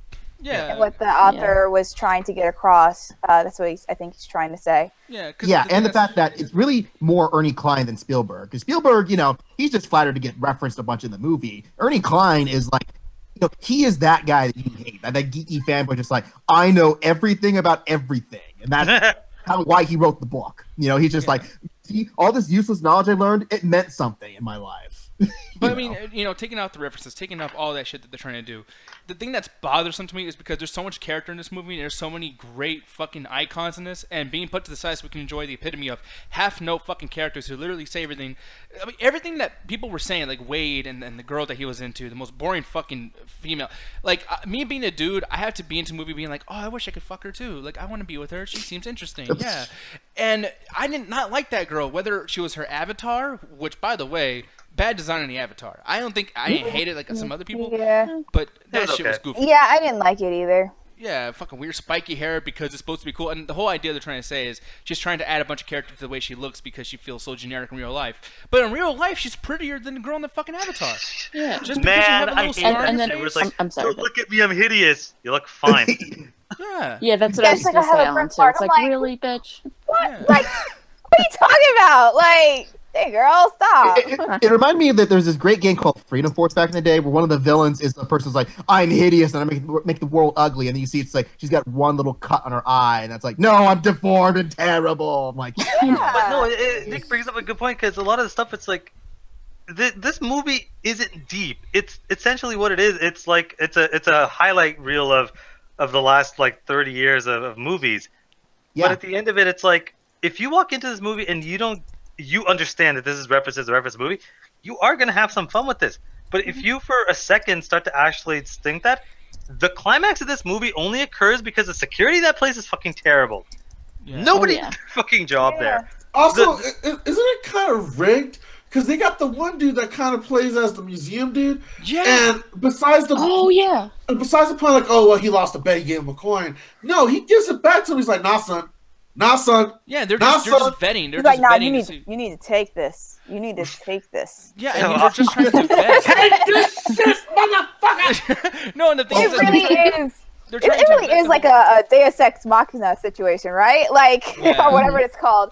Like, like, oh, everyone's lost. Oh my God, everyone's like dead or whatever in the game. See, It's that's all hope is lost. And then it's like, no. Hey, remember that thing back in the, Yeah. an hour ago? Like, I like Not because only again, that, like, what? not only that, with the Spielberg violin. Well, and to be fair, that's still better than the book where they pretty much just spoiled Man, that he okay, wins. I'm gonna make a rule. Oh, yeah. That needs to stop because I've been watching reviews, reading reviews, watching people do this shit, and I'm so sick of people who have like 100,000 fucking followers that when they review this movie they say, "Well, the book this." I'm like, man, But, okay, Nick, here's one let's thing. talk about the fucking movie. Like, Well, what here's are the you thing. can't help but compare it. It's based on the book. Like, it's Then adapted from a book. But And okay, Nick- we'll try to limit it though. But there is a situation. That whole thing you talk about the coin. That if you with the rest of the movie makes more sense with it, the fact that the butler there we know is the partner of the dude. Him Yeah. giving him that coin is because he believes that this kid is actually going to be one of the few people. Because the only way they got through some of those puzzles is by literally being the biggest nerd to the levels of Nick with wrestling and Ganja with history and me with science. Like the only reason you're getting through that is because you spent all day and all night worshiping this guy's life. So he knows that because he's literally the only person that does it every single day. So when he starts to get more and more clues, he's like, wait, you actually figured something out that I didn't figure out. You could actually be the one to kind of solve it, as opposed to all these other blowhards that are looking for glory. You actually embody my old partner. I'm going to give you a chance. He didn't sit there and be like, yo, go to the end, bro, play Adventure Time, or whatever the fuck that thing was called. He's like, yo, you take this coin. Mathematical. Maybe Yeah, it'll exactly. help. Maybe it'll help. Maybe it won't. But you know what? I kind of believe in you, essentially. So with Yeah. the end of the movie, it makes sense that he kind of believed in him.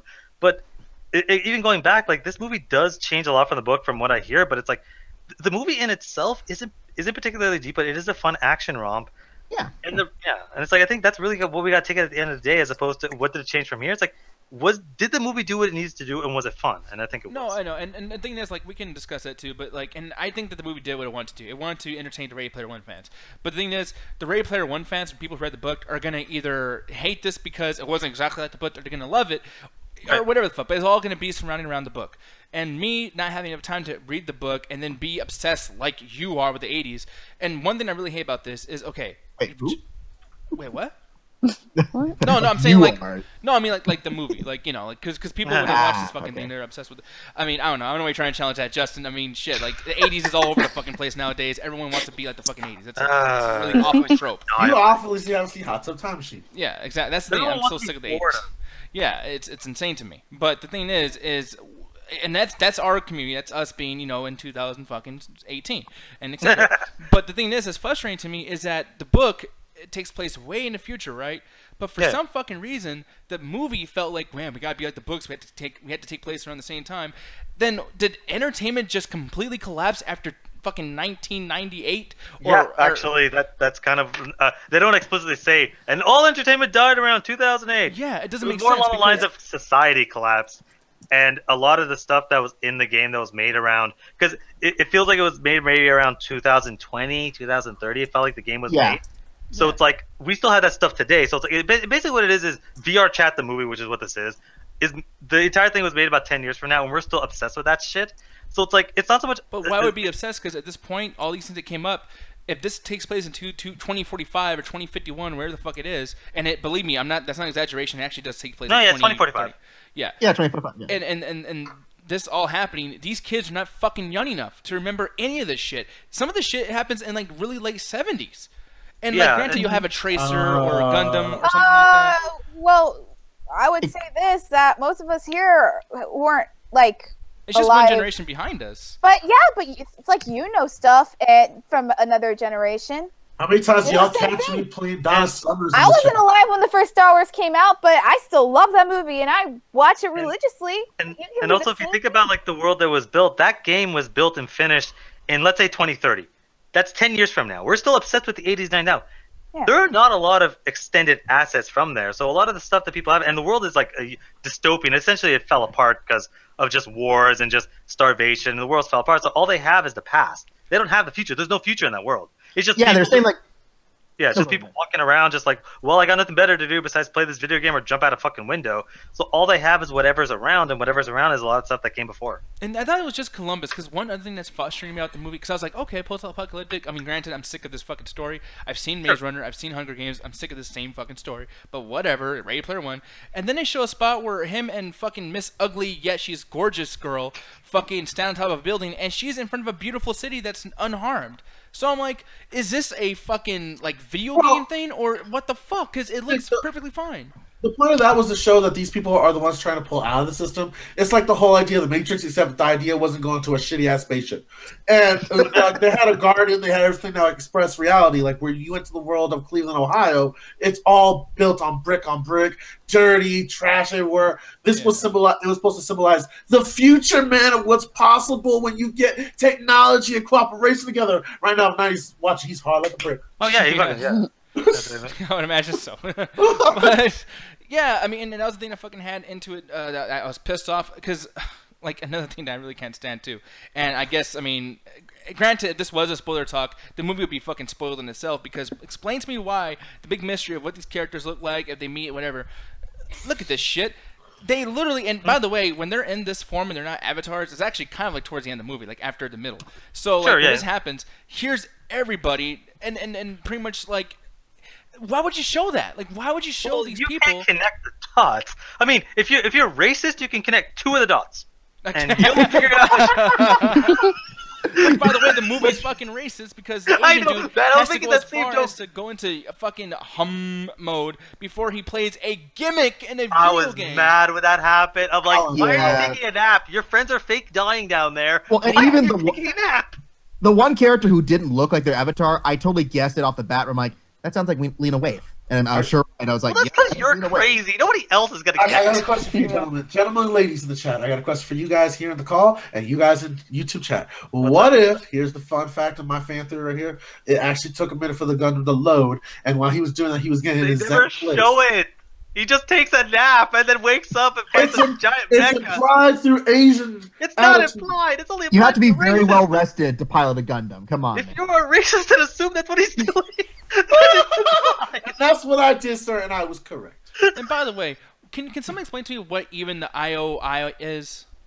Basically, what it is the entire thing. It's the best way to describe this they're Bitcoin miners. It's the best way to describe it. Essentially, what it is yeah, because it's this company where it's founded on like, okay, we're gonna get a bunch of people to just go through the game and just gather a bunch of coin. Because what they show in the movie is when people die and get shot, whatever, they drop coins like in Super Mario, and that coins for the most part can actually be used for real world items. People sell shit in the game all the time. They're like, hey, if you get 100,000 coins, you can buy that stupid force feedback suit, and people actually do that. So what they do is they get these essentially, basically just giant slavery things, get people to work off their fucking debts so that the big guys upstairs get the coin to be able to buy stocks in companies and buy all sorts of jazz. So that's why they have essentially, that's essentially what that company is based off of. Okay. See, now I didn't understand this part where, and spoilers. So fucking. Spoilers the fucking last. I just gotta remind people because if Jenny comes in and is like, "Oh my god, I'm out of here. I cannot take that shit." You know, so fuck you. She's chewing on something while she's complaining. Yeah, she starts biting on her privilege. No, anyway. Yeah. I'm so sorry, Jenny, but I'm not. So, anyways. You were saying something about Ready Player One. Yeah, some shit. I'm so angry. But no, another thing that frustrated me too, and Ganjo actually brought this up earlier, where, you know, they grab the girl, the main girl, and she's like, you know, hey, you'll forgive me for this. And they take her to this place, like a jail cell, which, by the way, and they gave her like a fucking, like some girl reads her rights, like her Miranda rights, saying like, hey, you owe this much money, blah, blah, blah, so we're going to take you to Bitcoin jail. Bitcoin jail? What the fuck? And yeah, Bitcoin jail. Basically, that's what it is. It's literally Bitcoin jail. You go in, do whatever they want, you work it off. It's essentially a version of slavery where it's like working it off. She's not actually doing anything tangible. She's just moving shit in the virtual world. Which, by the way, if you're in the virtual world, no, that's do the some point. flips That's and the start point. flying and shit. Yeah, but that's basically what it is. It's like, as much as it's just a virtual world and you're not like lifting a brick or smashing rocks, the stuff in there is so in tune. The Oasis is essentially like. It's basically that is so ingrained because that's all the world is right now. They don't show it because I mean I don't know how they kind of would in this, but the whole world is the Oasis. We had to see people kiss for 10 minutes, you know, at the end of the movie. We didn't have enough time to fucking explain anything. But go ahead. True, but what it is like the whole world is fallen apart. Sorry, Justin, I'll let you explain after this. But the whole world essentially has fallen apart. So all the people have is the Oasis, and that's what people spend most of the time. So any company's like, well, we're going to try to get as much assets out of these games as possible. But continue. Yeah. Now, I know Justin's going to be like, well, Nick, you know, here's the reasons why I disagree, because that's our relationship now. We just disagree on everything. But I'm going to go ahead and give you your thing and explain. No, because, I mean, I'm going to give you a chance to explain everything. So, like, why do you feel so far that I'm wrong on? I don't think you're fully wrong. I just think that they do explain a lot of the stuff that is the mechanics, like Alan was saying. Even a lot of the stuff about why they can tie people to debt with this whole debt collector society. And so I get something in my throat. Sorry, I'm actually using something to fuck you up right now. Nick's fork choking.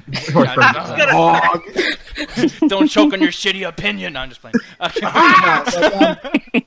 That's the thing. It's like I don't fully disagree because it's not terribly deep. It's explained, and there's just enough there to go like, if you roll with it, you roll with it. But you explain the mechanics of it, and it's enough where it's like, okay, it's, you know, a exaggerated parallel to our modern society with the way that we handle, like, you know, extreme debt and people who get driven into those kind of systems. And it's just you know, going a bit further, where it's like, oh yeah, these people pretty much put you in Bitcoin jail if you totally reach. That needs to be a term, man. Bitcoin jail. It is a thing, and you know, and that's the thing. It's like, you know, just when you watch the girl where she's got the headset braced to her head and her arm braced to the gloves and that stuff. Man, that's freaking brutal. Like, you know, kind of just the way that they handle that stuff. Oh God, can we talk about the entire sequence in which she removes the headset through apparently a valve inside of it, because that's how jail cells work, walks out into the main guy's office with no problems, accesses his fucking VR headset, disables the fucking shield, walks out, grabs another headset, and nobody questions her. And on this chair, this by guy the way, was Alan, stupid enough to put his password on his thing. Thank you. On his fucking chair, the password. Because he's old, Nick. You get it? He's old. No. The point they made is that it's clear this dude is not genuine in anything he does. Like, that's stupid. He started off being a coffee bringer for all the people who actually made the Oasis, and then he just gets off the good graces like, oh yeah, I worked with so and so, I know my thing about nerds, and he clearly doesn't. So that's I know, but That's what that's that was plot about. device for plot device, and it's like that didn't bother me because I'm like, whatever, I can roll with it. But I cannot roll with the fact that there's essentially a 20-minute scene in which it is convenience after convenience that nobody fucking works there that would stop her in any way, Yeah. shape, or form. No, and Yeah. oh god, like, and another thing too, like, okay, so this is a virtual world where this guy's like can hack shit. He has another guy has a shit ton of fucking coin that he can spend on this, that, and the other. But yet Sure. they need people that have no money that just died, so they have zero in their like virtual bank, and they need to work, they need to move things around. I mean, it's stupid. One other thing too, and I know it's probably like the book, whatever the fuck, but like Sure. the way they beat the first challenge drove me. It Oh killed me. yeah. I was mad. I No, grabbed my it's- popcorn back, and I was like, because That was completely different. That's not Okay. at all like the book. So. because the literally, thing is- all they do, everyone has rear view mirrors. Even fucking the girl on the Akira bike, which, man, how many times can you say Akira? Akira, Akira, Akira. Are the anime fans got come all over the pants yet? Akira, Akira, Akira. Like, enough with Akira. I don't even know what the fuck you're talking about. But anyways, that whole Oh thing happened, God! and they look at the rear view mirror, the main avatar chick, who's so fucking boring, I don't know her name. And she looks behind her, and the dude reverses back, like, you know how how they figured out how to win the first challenge. Yeah. No one else with 150 cars racing. No one else looked back and Yeah, said, "Oh 'cause shit." they were Okay. racing. It's an invisible. Okay, there's actually a bigger problem. Not the fact that nobody looked behind, is because he waited. He waited for like what, 2 minutes at least. Yeah. He waited for everyone to go. Mhm. My thing is that how did nobody figure this shit out by accidentally doing this? Or how did nobody figure out, like, hey, you know that one guy who didn't even fucking drive with us? The guy just kind of like sat there. Yeah, he won. So what did he do? Well, they figured it afterwards because like, wait, what the fuck? Because most people are just like, go forward. They don't give a shit about the Well, guys. people found out because he started telling his friends, and then they started telling people. Which, by the way, why'd you tell your fucking friends? That's Does a he good trust- question. He Yeah. wanted to see for himself if it would work first. I would tell you guys. What's up? Or you would tell us? Okay, well, we answered that question. He's a good person, I guess. I guess, yeah. Hey, friends are In my friends. head, I'm like, I wouldn't tell a fucking soul. But then again, he needed the help. Like, the thing is, the first challenge is one of those ones where it's like, that's how you kind of see this in a lot of video games or a lot of quests, where it's like, the first one, it's like, it's a little difficult, but as soon as you kind of get it, it's like, oh, okay, that makes sense. The next two are fucking impossible. That second one, and Holy Allie, I'll give you shit. this. The Shining was cool as fuck. That was awesome. Yeah, that's the best Yeah. scene in the movie. Yeah, but Yeah, I the thought thing you is, liked but for horror movie fans, where the fuck were all the others? There's better horror shit than superhero shit. You got one fucking scene, and then That's a a bunch huge of fake scene, ass dude. zombies. Yeah, that was a big. Yeah, that How was. did they get the blood? This is PG-13. How the fuck did they get the blood the whole way? Because it was And all the Kool-Aid, it rotting looked so zombies and ridiculous. the eyeballs and everything else. That No, was I don't that know. shit was Paranorman style. That was some Dude, but they fake got ass away with a zombie shit. lot of You shit. know, it's Spielberg though. He still holds weight. I mean, this is the dude that was able to talk the MPAA into giving Poltergeist a PG rating back in the day. So This is the I guy think who he's ripped out a pretty much- heart in a PG movie. exactly. Yeah. I think he's good. Like But with that he's too- good at convincing people. But like with that too, like all the properties that he has, where the fuck was Poltergeist? You just brought it up. Where was that? Where was? Well, no, Spielberg made a point. He said that he did as much as possible to remove his movies because he didn't want to, like, just make himself look so great. Like, Yeah, aren't I great? Like, yeah, you didn't want that. Of course, you can't help but put some of his You references. say that, Nick, but I feel if you would have done that, you'd have been like, so how'd you guys like that Steven Spielberg self-hand job? Because it was still that. So it's like, yeah, how'd you like Yeah, that? Yeah, but how much of that was like literally like It part of the comes plot? off as Like, conceited, like a little bit. If a movie directed by Steven Spielberg has a bunch of his own movie references in it, like Yeah. yeah. Plus, To you want a to see degree, him reference all those movies? Like, man, that Schindler's List sequence was so great in the middle. man, of this I movie. would have laughed my ass off if instead of it being a Stephen King, it was a Schindler's List. Man, That would have been dork.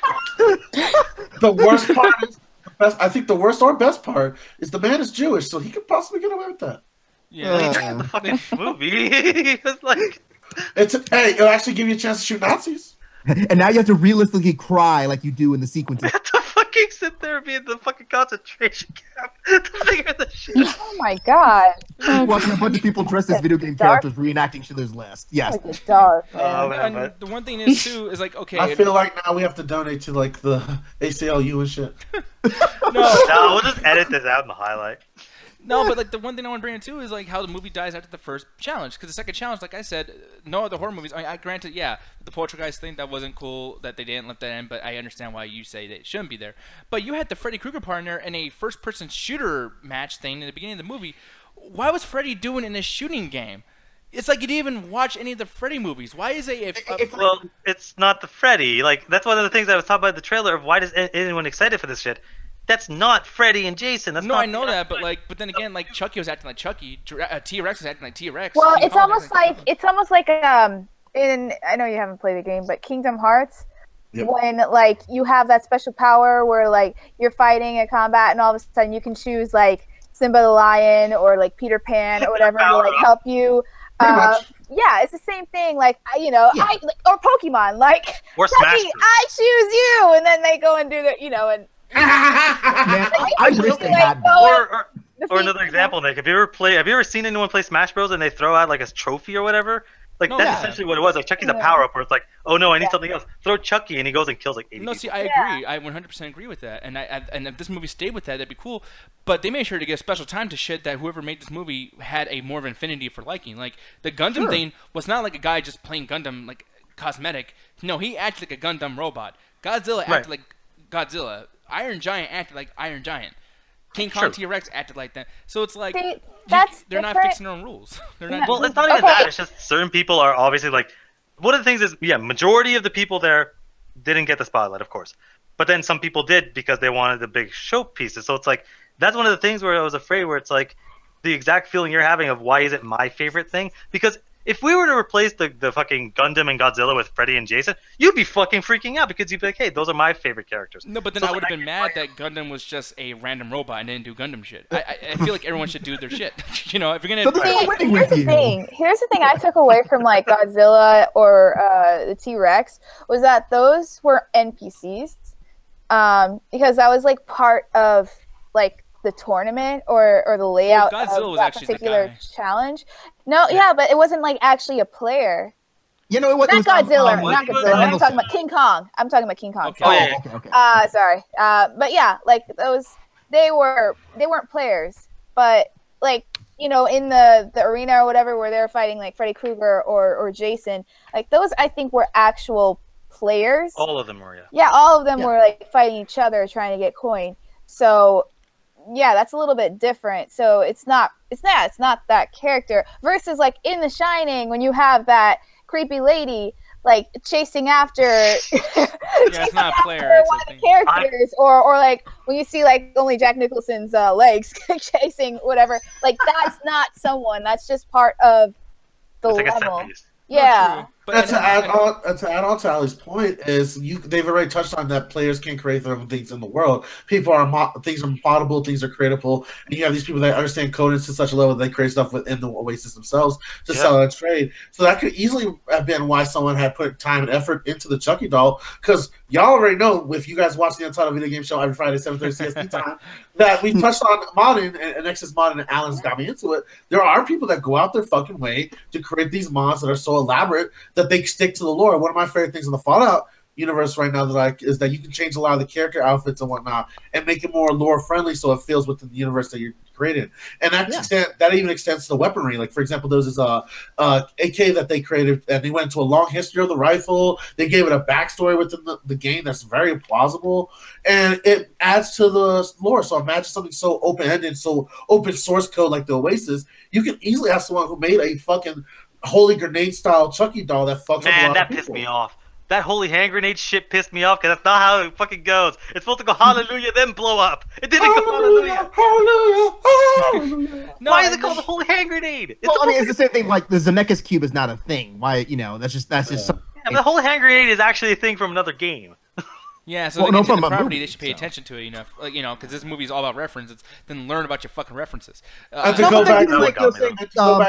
Avatar is just a modified orc robot thing. It's actually a character. It's just something that they created. Well, no, that's what I want to bring up, though. And Ruthless brings up a point with that, Nick, that you say you have a hard time with a lot of these characters and whatnot, and these people acting to a certain degree like these characters or not. Well, look at what Ruthless points out, what Gary does on the Friday 13th. He basically roleplays as his crazy ass as Jason. And I'm pretty sure if you have something that's open-ended like as the Oasis, I'm pretty sure me and you are going to try to play as many of the role-playing characters and rooms as we can to actually have fun within those servers. No, yeah, and like I said, the one thing you did bring up, Ganja, was something that I guess I understand the modding thing, but they didn't explain that these characters didn't mod anything. So when it comes to that, and you have a character, wait, what, Justin? They did. Lena Waithe's character is all about modding. The guy with the goatee and the I know, but the characters that did change, like the Gundam thing, like he didn't bring that up. Like Well, no, they did. They referenced that in the beginning of the movie when they were. No. But I get where Nick's coming from. He's talking about like all these little items and whatnot. They don't touch on these mods being created, or if they're actually part of the wastes themselves and actually going to be bought. I'm making an assumption off of what they presented, off the character that develops stuff. Honestly, they don't show if this is a mod or not. So you possibly could be right or not. Yeah, I know Wade's friend says that obviously you see the big fucking Iron Giant thing, like the dude works on shit. He fixes people's bikes, he does things. But what I'm saying is, when it comes to that Asian dude that's in the fucking sky, he jumps off and plays as Gundam. And I'm not saying like, it's bad that he's able to be Gundam. That's not what I'm getting at. And I know that the guy made the thing for him. He made the Gundam thing for him. To a certain degree, No, because that was the thing they mentioned earlier on was the ancient relics, the one that he picked up in the middle of the fight. Was the thing that they hooked, it's like, oh yeah, you could be a giant robot character for 2 minutes, and then that's what he chose it to be a Gundam. It was a tie-in to the beginning of the movie. No, I know, and it turns off. But what I'm trying to tell you is that when he plays as the Gundam, like that's why I don't think you understand what the argument is, or what my complaint is, because I'm not complaining he's Gundam. It's just he acts exactly like Gundam. He has it's the music, the sword, the way he transforms, the way he acts, the shit that he does, and yet no other character has that. So they can't make that rule. They can't say that, when there's a Freddy, it doesn't act like Freddy. It's just a guy playing as Freddy. This dude, everything he does, even the music cues, the sound cues, everything is just like Gundam, because the people who made this movie gives a fuck about Gundam, but they don't give a fuck about the other shit. But they would surely just throw them on top of the screen so it could be like, oh my god, that guy, and it's for fucking nothing. It's for absolutely nothing. But maybe somebody liked Gundam a lot there, so maybe that's what I'm saying, Justin. So you don't even disagree with me. You're just fucking arguing. We were saying the same thing. Yeah, Nick's not wrong. Like, Nick is not wrong. But it's like, it's one of those things where it's like, what is going to be the biggest impact? Because again, they want to showcase as many as they can, but obviously there's thousands of fucking quote-unquote characters in this. So what's going to do the biggest fight? So again, the biggest set pieces are going to be Kong, are going to be a Tyrannosaurus Rex, are going to be Mechagodzilla versus a fucking Gundam, because how else are you going to fight that? Freddy's not going to fight a giant fucking Gundam, but it's like, if Nick made this movie, it would have been a different horror movie here, it would have been different there. So it's like, it's what was the person, the director or the writer or whoever was making the movie, what is their favorite thing? And it's like, to a certain degree, it's like, that didn't bother me. I don't give a fuck about Gundam. I think Gundams are fucking stupid. And Mechagodzilla is even dumber. Why would you make a giant fucking god thing to fight Godzilla that looks like Godzilla? The thing is, it's stupid. I completely agree with that, but the thing is like, what was... Because I 100% hate that part, but I liked that they gave that time to, Godzilla for those fans, because it doesn't matter if I'm into it. If you set your rules up, and then at least it makes sense, and maybe I might not be into it, but at least like the movie told me enough to be like, okay, I should care right now. But it's so just like it's like the Star Wars Force, where fucking like we got this rule made up, and then we're just gonna throw that shit away because, hey, you know what? Let's put the spotlight on Gundam just because we want to. There's no reason for it. There's no explanation. There's no purpose. It's just we like Gundam more. We like Godzilla more. It was one of those things where it's like they chose that because it was probably the only thing that happened. Because what Justin was trying to reference was that there are things that are called artifacts, like the whole stupid fucking shield that gets taken down easily. Is that there are these random things throughout the world that give you godlike powers, and one of them was a Gundam, and some guy's like, well, you know what? There's a giant Godzilla down there. Pretty sure Gundam's gonna work. Pretty sure. Yeah, and thinking about all this shit too. I mean, I guess we'll get towards the end here. Sure. But the main thing that pissed me off, and it really just kind of force-fed that fucking nostalgia thing, and it's so hard. Oh god, that ending. That third challenge is playing fucking Atari that came out in 1977, so your whole 80s thing, it's not even fucking 80s, it's also 70s. Like, now you're getting even older with even younger fucking kids. And by the way, too, everyone's so nerdy about this, everybody's so nostalgic in this fucking world, yet no one's seen The Shining, no one knows to fucking, hey, there's gonna be a naked chick that's gonna come at you and kill you. Well, what the okay, fuck? if you're gonna hate me, man, that would have been me, man. I've never seen The Shining. No, I know. Yeah, no, only there's certain 150 people. There's, I mean, like, literally, these people revolve around IOI and how they're all about the nostalgia thing and trying to beat these challenges. They know their shit. This is a fucking company that's surrounding around all the this. IOI guys, they're just slaves. They're not. They don't know their stuff. They're just being forced the guy to do stuff had they get debt. Whatever. I don't know. Yeah, no, I get it, but it's like when you look at that Shining test, the only reason they found it is through, I'm gonna say it like this, sheer stupidity of the guy just smashing into it and got lucky. But the thing is, it's one of those things where I was saying that the guy did the coin because he knew. The reason they cracked that challenge was because they knew that the woman Kira was actually important.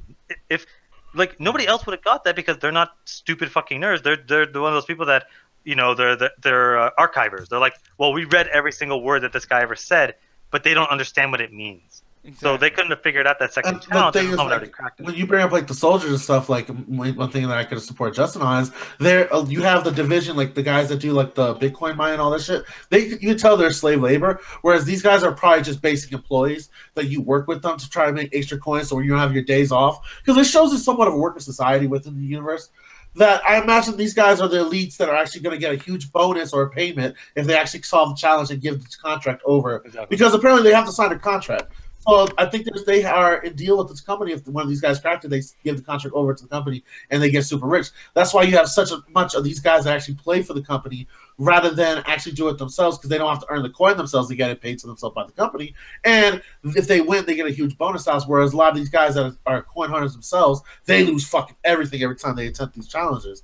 And that makes sense as why they will find it out first. And these guys will just do these mass flood-ins. Kind of like what you see like you know how when you have these massive multiplayer games and they do a lot of these character developments to sell these characters later on? That's basically what ISO was doing to try to get the keys. They're just flooding the system with all these guys that are failing the challenges, and they have these other guys archiving, oh, well, that didn't work, so go this way. That didn't work, so go this way. That's why the last level was so hard, because it's not about actual, like, trying to figure out a gameplay. It's trying to figure out who this dude is, nerd culture and all love for that. And it pisses off Alan and makes me want to punch all the way in his Man, shit. I was mad at that. Okay, again, everyone knows I'm a video gamer, and I grew up on that shit. I grew up playing video games.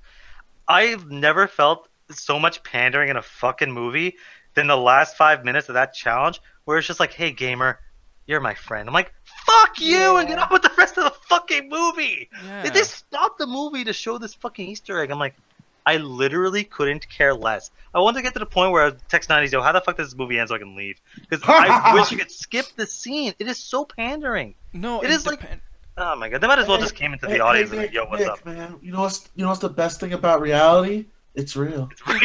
Yeah, dude. And then like one thing too. I'm sorry, I gotta name drop somebody. By the way, God, you know I'm about to name drop? Anthony Wilson Anthony Jr. Wilson also Jr. knows as Finger. This movie made me hate that man. Because one thing is, when he made his fucking video games, which by the way, if Anthony's watching this, hey, congratulations, making a movie or your video games, fucking great. But the thing is, yeah, he's making video games. But the thing is like, every game he'd make, he'd have some really lame fucking thing at the end of the game where it was like this moral compass of like, hey, this is why you shouldn't be mean to people. And one thing he did too on the Midnight Chat Attack, I know you guys love and everything. I'm not the biggest lovey-dovey guy, but like the community, I love you guys. And he talks to the audience, and yes, I'm with all of you. Yes, love you, Justin, Adrian. So being a good host. The whole thing. Oh, yeah. Okay, being a good host, yeah. But the thing is like that little overly I love everybody thing, and this movie does that to the point where I was like, I cannot help but hate you. I'm trying my best to think, you know what, Wade, you're kind of a good guy. I kind of like you. Such a good guy. You like hope he's an asshole. It's like I feel like he has bad shit in his like hard drive. Like it's so hammering the fucking thing The home. only, like, I agree with you 100%. The only thing that really got me from just like not hating that much is when he said that I spent my whole life, you know, running away from people and not being around people until I realized my life was over. Then it's like, oh wow, you actually kind of almost brought this back of like, you spent so much time saying fuck people, I'm just gonna hang out in my room, till you realize I got like a year left. But Okay. he realized because he had no choice because people were trying to kill his ass. He's No, like, no. I didn't realize I love people until I almost Until he had no died. time left, and that you see that happening so much in real life, and in just, you know, in other movies where it's like when they're faced with like a terminal illness or a mortal disease, where it's like, yeah, I'm basically gonna die. I've been living my life wrong this whole time, and yeah, to a certain degree, it's like, yeah, you know, video games are great and all, but reality is like, yeah, that's what's gonna be real at the end, and they did it super cheesy. And that's what I hate about it, but it's like, yeah, like I get that because it's like he's saying that on his deathbed essentially. Yeah, and then the fucking the goddamn slow clap type shit. Like there wasn't no slow clapping, but there was like parts where basically there'd be situations like no man, like the way the audience all like, yeah, we're with him, man. Fuck yeah. And like the fucking speech you're talking about? Where Or? was him, man? We got the hero of the town. That motherfucker got a gun. by the way, Man, why didn't anyone stop him? one gun and they're all super close. I know, right? I was thinking the This same is thing. what happens when People. they take away our guns, dang it. 2 people. You get one person to grab the shoulder, one person to grab the gun. And how many Maybe guns- one person gets shot, but hey, you stop the guy. And how many bullets do you have in a clip? There's Maybe like 8? hundreds and hundreds of people. 8 in a clip, and then he has to reload. You can't tell me now one of you motherfuckers who just got bombed, by the way, so you should be more mad about this. If I'm ever in a hostage situation with these two, they get shot. No, that's not even the biggest problem about that scene. Is he walks through, points a gun at the dude's face, sees his hand glowing, go, I guess I was a bad person, and then gives up. No. The reason why he didn't shoot is because clearly he knew this guy won and inherited all the stuff. So if Who gives a shit? No, if he shot that dude, all it would do is just make him go to jail for even longer. So yeah, but it would mean I'm not a fucking. That was pragmatic. Way, that wasn't. He didn't sign the rule yet. What's up? Yeah, he did. No, when he accepted the egg, that's him. No, he didn't. He didn't. But the thing is, he didn't get the actual legal. In a court of law, he is not the owner because he didn't sign the actual papers in real life. Well, even then, though, just again, the idea that if he had shot that dude and then the police showed up, it's like, oh, well, not only are you going to jail for all the bombings you did, but for murdering the dude who owned the Oasis. That you know, he didn't own it. Yeah, he didn't own the Oasis. Legally, he would not have owned it, so it would have been essentially up for grabs. It would have had to have been one of the other people in there. Yeah, but guess what? You have 8 bullets and 6 people. You can kill them all. I was like, I know how to clear the leaderboard, motherfucker. Wear the helmet on. By the way, papers, and you win. And Justin, by the way, you creating this dialogue, it's not a dialogue that exists because he already tried to end this whole Oasis world right before that when he tried to delete the entire high score thing. And luckily, fucking Wade had the 1-up coin, but he's already tried to destroy it all, so why would he change his whole character in 1 fucking minute? Well, because at that point he was doing the whole thing like resetting the status quo, where it's like, okay, this way nobody wins, I can start to get a head start again. That was his whole logic behind it. Yeah.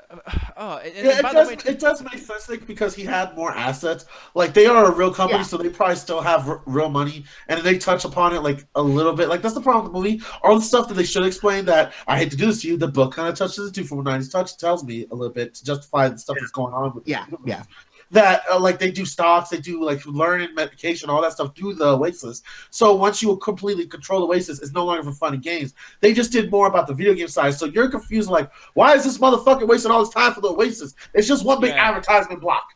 No, exactly. I don't even like. There's so much more shit, and I don't even want to get into it. But like that kiss at the end too. Oh god, that's Hollywood, baby. That's Hollywood. No, it was like everything bad about 3 Hollywood. days. Yeah, and then like the whole James Bond villain type shit. We just touched on it, but obviously, yeah, like him like points a gun. Oh, it's that time for this to be a generic ass movie. Guess I'll leave. And then it's the innocence of video gaming. I can't kill these kids. And then the reference of him and that fucking stupid broad being in the fucking car, and they're having that Home Alone look, like we're the wet bandits kind of look. They're in the back seat. Like, I'm not sure if that like. I think you're looking into that a little. No, I do agree that scene was super corny. So yeah, exactly. I'm pretty sure all y'all got the vibe of one of those old fucking movies where the villains get caught and they show up at the end. I thought this was a good plan. I think y'all are just projecting because I just thought his just going into the car. Like I didn't see that. I think y'all just everything else is a reference. No, and that's the funny thing is like that's probably not even a reference, but this movie's so fucking generic. The bad is probably a reference too. That's the thing. It's probably a reference. Bad because it's not a reference. That is something original from the movie. That's Spielberg doing his Spielbergism of like nice little kid-friendly jokes. Where like, oh well, don't be quiet to the police. Well, you're an asshole. Punch. Funny music. Kill them all. Yeah. Just shoot them all. Why didn't you shoot at least one of them? He bombed apartments. Children. You bombed a fucking apartment and killed at least 40 people. As long as he didn't show them actually being blown to bits, then that's the thing. Like that's how you get the PG rating. But that's when I was in the theater today. When I was in the theater today, it was a full theater with people ranging from like age 70 to 7, and they were all equally into it. So I'm just saying it is. Well, yeah, people again. It's one of those things. At the end of the day, despite our issues, despite how kind of there's a lot of flaws with this movie. Did it accomplish what it wanted to do and just essentially give you a roller coaster ride what it's like to be Universal or Disneyland? Of course it did. I have a ton of fucking flaws in this movie. Well, I brought up more flaws, and even Ruthless is calling me out for you're thinking too hard, you're a scientist, because that's apparently every call out I get. That's a bad thing, by the way. That's not thinking too hard, goddamn. But it's like, again, at the end of it, I think, like, I don't know what, Nick, honestly, just go into your room, because, like, what do you think about this movie overall? Because it's like, I think it nails what it tries to do, is just have a fun time. Yeah, I will say, no more talking about the movie, I guess, ratings, like you said. I honestly, it's an avoid it, but my personal hatred for this fucking movie, like, fuck this movie. The visuals were cool. The visuals are alright. I like the T-Rex shit. I had a good time. I was like, whoa, shit, whoa. Yeah, it was cool. And like, literally right after that first challenge, it was just hatred upon hatred upon hatred. I hate this movie, and I hate this movie so fucking much. I don't know how I feel about people who like the movie. I honestly, I'm a little like, I fucking despise that people are surrounding this movie with the fucking book. If people tell me they read the book, find something better to do. Like, fuck you. Like, I hate everything surrounding don't me. read, people. Yeah, and then apparently there's a sequel. What's that gonna be? Like sequel movie references? Like, it's the we were revenge talking of about Ready this, Player man. 2. Okay, Like, it's gonna be another puzzle. It turns out he left another set of riddles Yeah, for or another Undertale. prize. Like, you know what I mean? Like, anyways, yeah. You For can't me, do a it's avoided. fucking sequel to this movie. Don't even try. Yeah, but I you just know, picture now, Adrian, Nick's gonna be that guy from Fahrenheit 451, just like, you guys want to read? F your read, and he just burns the book. dude, at that point, I almost am. Damn, I'm getting you hard. Holy shit. No, I'm telling you, I hate this fucking movie. But the thing is, Adrian didn't say it out, and I know that you're probably scared. I'm gonna yell at you. I'm not. Oh, I don't care. Fuck you. I'll tell you to fuck off, Nick. Oh, okay. But Hakio is such a cute little buddy. oh god, just flirting with her. That's, you get it, boy. No, so Adrian, what'd you think of Yes. this movie? What the fuck was that? Like you guys have been saying, it was fun, but I mean, I wouldn't call it great or anything. The story, the characters were pretty thin, I felt. Some of the dialogue was pretty terrible, but some of the visuals were cool, and again, it was fun, but would I rush out to see it in theaters or anything? No, but, you know, it did what it needed to do. Okay, cool, yeah, and I mean, and there's parts like this that it looks cool. It's really visually fucking awesome, but it is what it is. You, Allie, what do you think, girl? Yo. Well, I think. She thinks. I think that it's like I appreciate it because it's just much more of like the most exciting thing that Steven Spielberg has made in a while. It's just Definitely. being a fan of his. Like I've just been rooting for him to like you still have it in you. I hope you please little something, please, just please. And this I was like, you know what? There's hope. Like I really did. This definitely is like if you like the Spielberg like Minority Report or AI, like that type of Spielberg, then I think you'll like this. But and also like if you're into pop culture, if you're into video games and all of that, you'll definitely get a lot of enjoyment out of it. Like I said, I think the action scenes like in the Oasis were some of the best parts, and I really enjoyed it. And the kids were okay, and Ben Mendelsohn is the villain. I was like, okay, business exec, whatever. Like I didn't find any of the characters like I didn't hate them. I didn't really care for them though. Like I just wasn't really attached. But I still had a blast watching this. I really enjoyed everything, and as much as I'm really a person that I don't like, talks about nostalgia, like move on. Like it's good because I do love all of the references and the properties and stuff that they're that they have in the movie. I just don't really appreciate them really like banging over the head like, hey guys, you remember this, you remember that? And I feel like this does do that quite a bit, but it's almost as if like all of the good stuff I really liked about like the the Oasis parts for the most part, I could actually overlook that. Because I just really enjoyed myself. I think it's really fun. If I feel like I could see people still enjoying it even if they don't really, I guess, care for a lot of the stuff or seen any of the movies that they've referenced. I think it just adds to the fact that like I think you have a much more enjoyable time knowing like different characters that just walk by or whatever. But I think it's something like it's a great family movie. Kids will, I think, really like. And if anything, this definitely could be a movie that will get more kids to research stuff that like back in the 80s or whatever to get them to actually watch the classics. I think I really do think it's worth watching in the theater. Like Adrian said, though, I don't think that you need to rush out to see it. It's definitely like a matinee price. But if I were to rate it, I would give it a low rent it, kind of like borderline stream it, just because I just felt like the plot was just so typical. I really wanted them to do more with it, and just kind of the way it ended was just so like, nope, that's it. Yeah. Okay. Like I I didn't really leave the theater like, oh my god, that was awesome. I want to see more of that. Like, I'm like, okay, well, I had a good time, but I'm content, with that movie and just that movie. I don't really need to see any more of this, unless they're putting in more horror elements. But in the sequel, but yeah, I don't really want to see a sequel to this. If this is like the type of story or writing that they're going to continue with. So it wasn't extremely interesting, like with all the characters, but I think that all the Oasis stuff is just so good that I actually would buy it when it comes out on Blu-ray or digital, just to watch those Oasis parts again, because it was just, I really, really kind of felt a little bit giddy. Like the geek in me was like, oh, this. Okay. Yeah. And So, one thing too yeah. you need to do with the sequel: do not bring back budget Tommy Wiseau. I hate this motherfucker. I fucking hate him, and I'm so glad that he got wherever some girl didn't fuck him all. What a horrible story, by the way. His big thing of like, oh, all the shit I go through. I tried to kiss her, and then she didn't kiss me back. Yeah, his My biggest dick regret is is not getting dry. with the chick. We've all Like, been there. Yeah, no, but no one should be worshiping me because I ain't get no pussy. Like, what the fuck? Like, I hate that. And that's this dude's whole story. It's like, I like things. I like the 80s.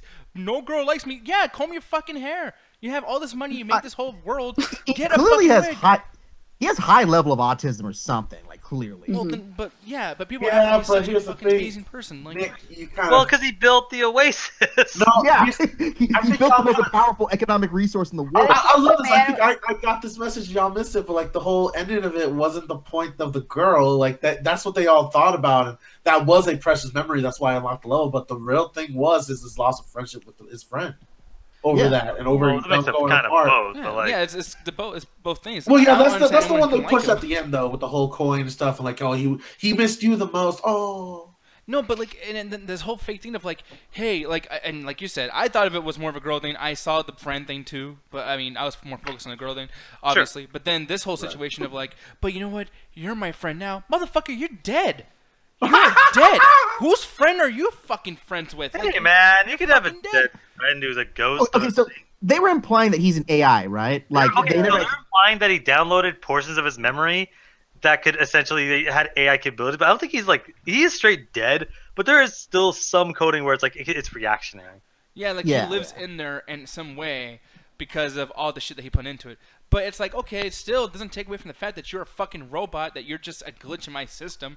Well, Like, that's why he fucks off and leaves with his younger self. He's like, well, have fun. Ruin my company because you're a fucking child. yeah, and if he knows, if he has an Easter egg or whatever the fuck that stupid thing is, a golden nugget from fucking Pokemon Yellow, like if you have that, why don't you fucking change the shit too? You know IOI is going around doing all this awful shit. Where the Oh, he's fuck not were you? he's not programming. That's not the He's spirit of the probably not allowed to game. leave that fucking room. Well, but he has all this power. You know what I mean? Like that's the thing that's just That's stupid. not the spirit of the game. No, it's an He also Easter egg, doesn't have, bro. You like, guys a lot gotta of power find 'cause out, man. Like, It's one of those things where stopping IOI versus just if he did nothing, continued to do nothing, IOI would not be able to ever figure it out.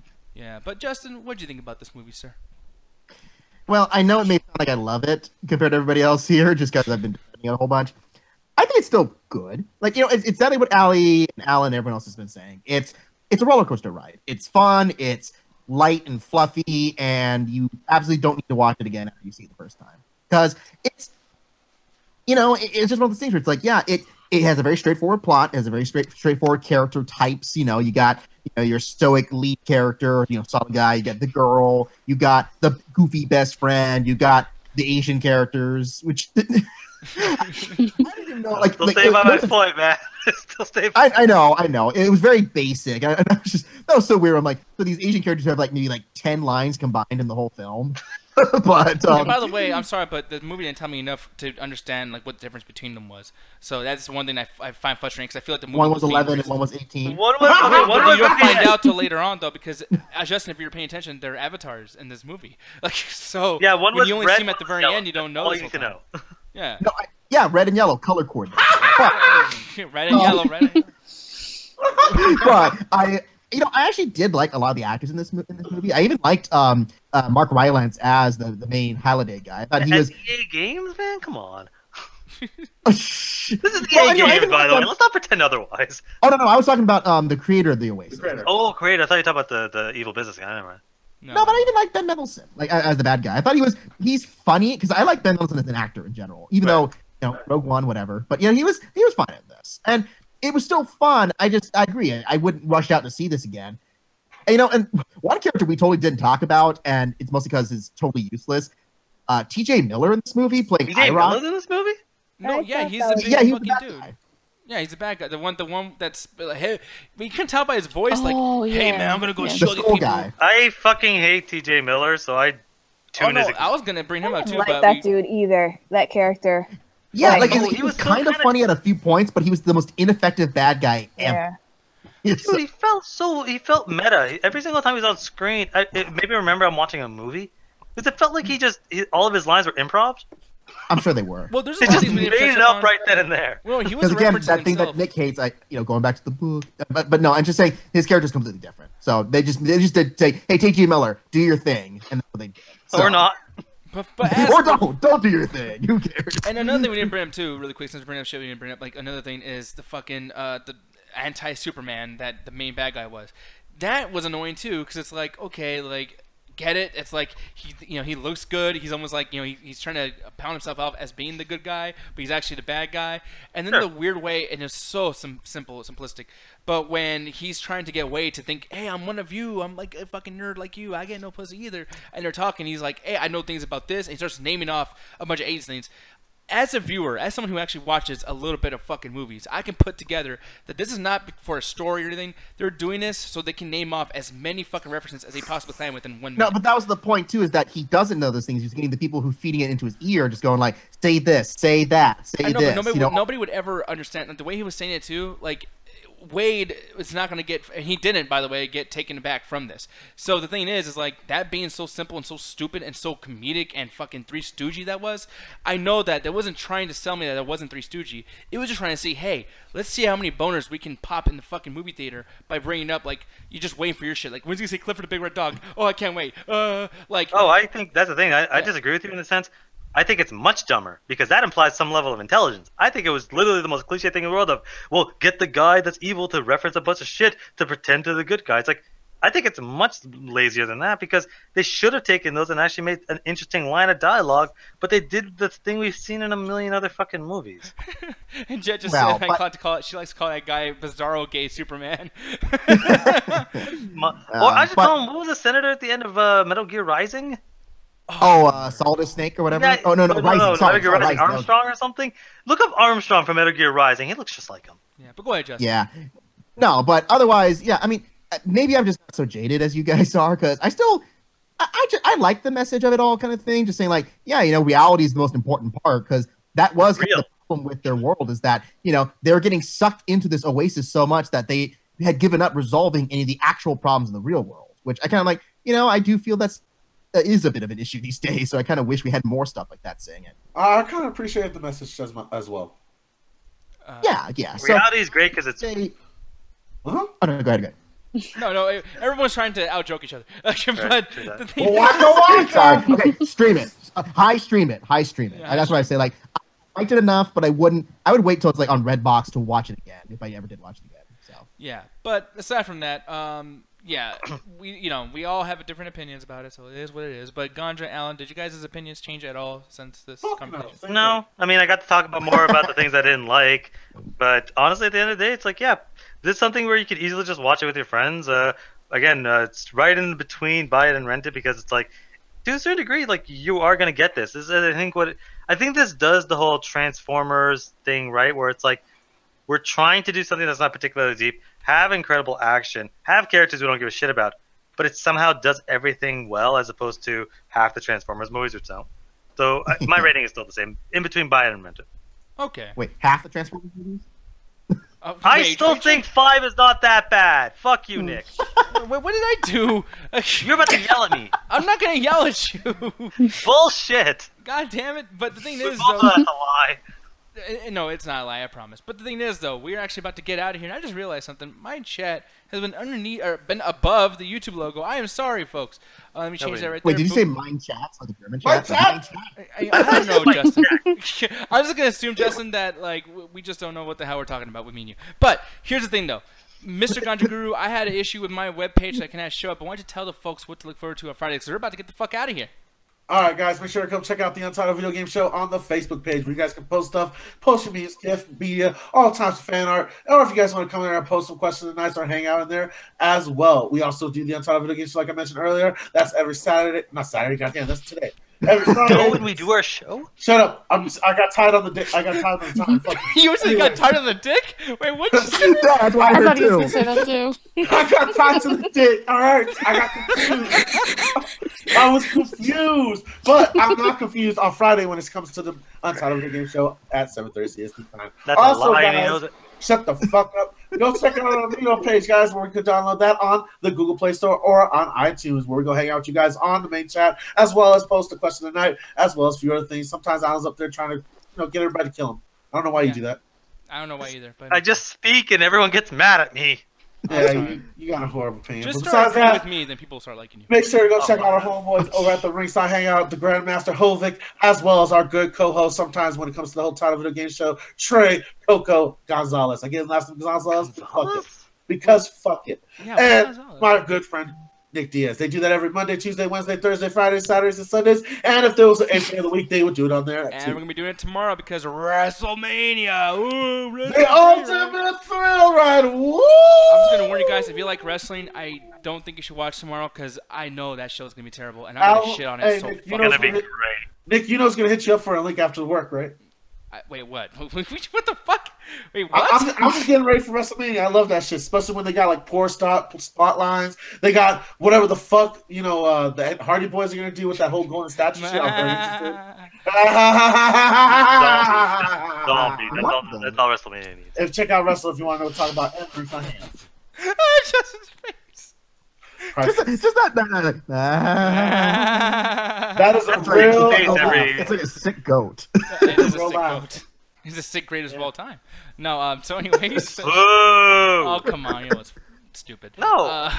But, and also, too, speaking of the after hours, that makes no fucking sense.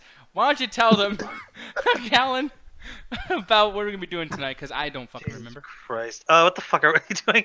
Hopefully, oh my god. Let's have reference We're night. hopefully gonna watch much better movies. As again, the first and second Avengers movie and Civil War will be in the poll. We will be watching those, trying to get through as much as we can with those. And the same rules as applies. Try to give a conversation associated with the movie. Try not to talk over the movie, just because there might be a situation where we don't have subtitles or people want to actually pay attention to the dialogue.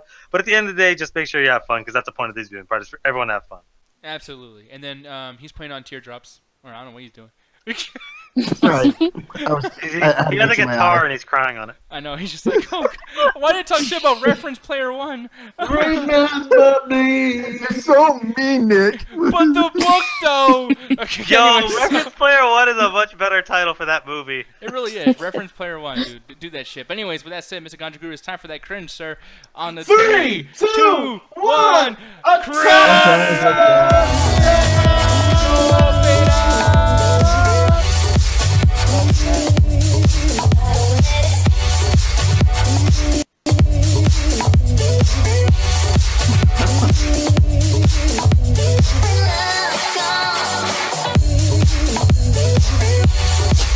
Okay.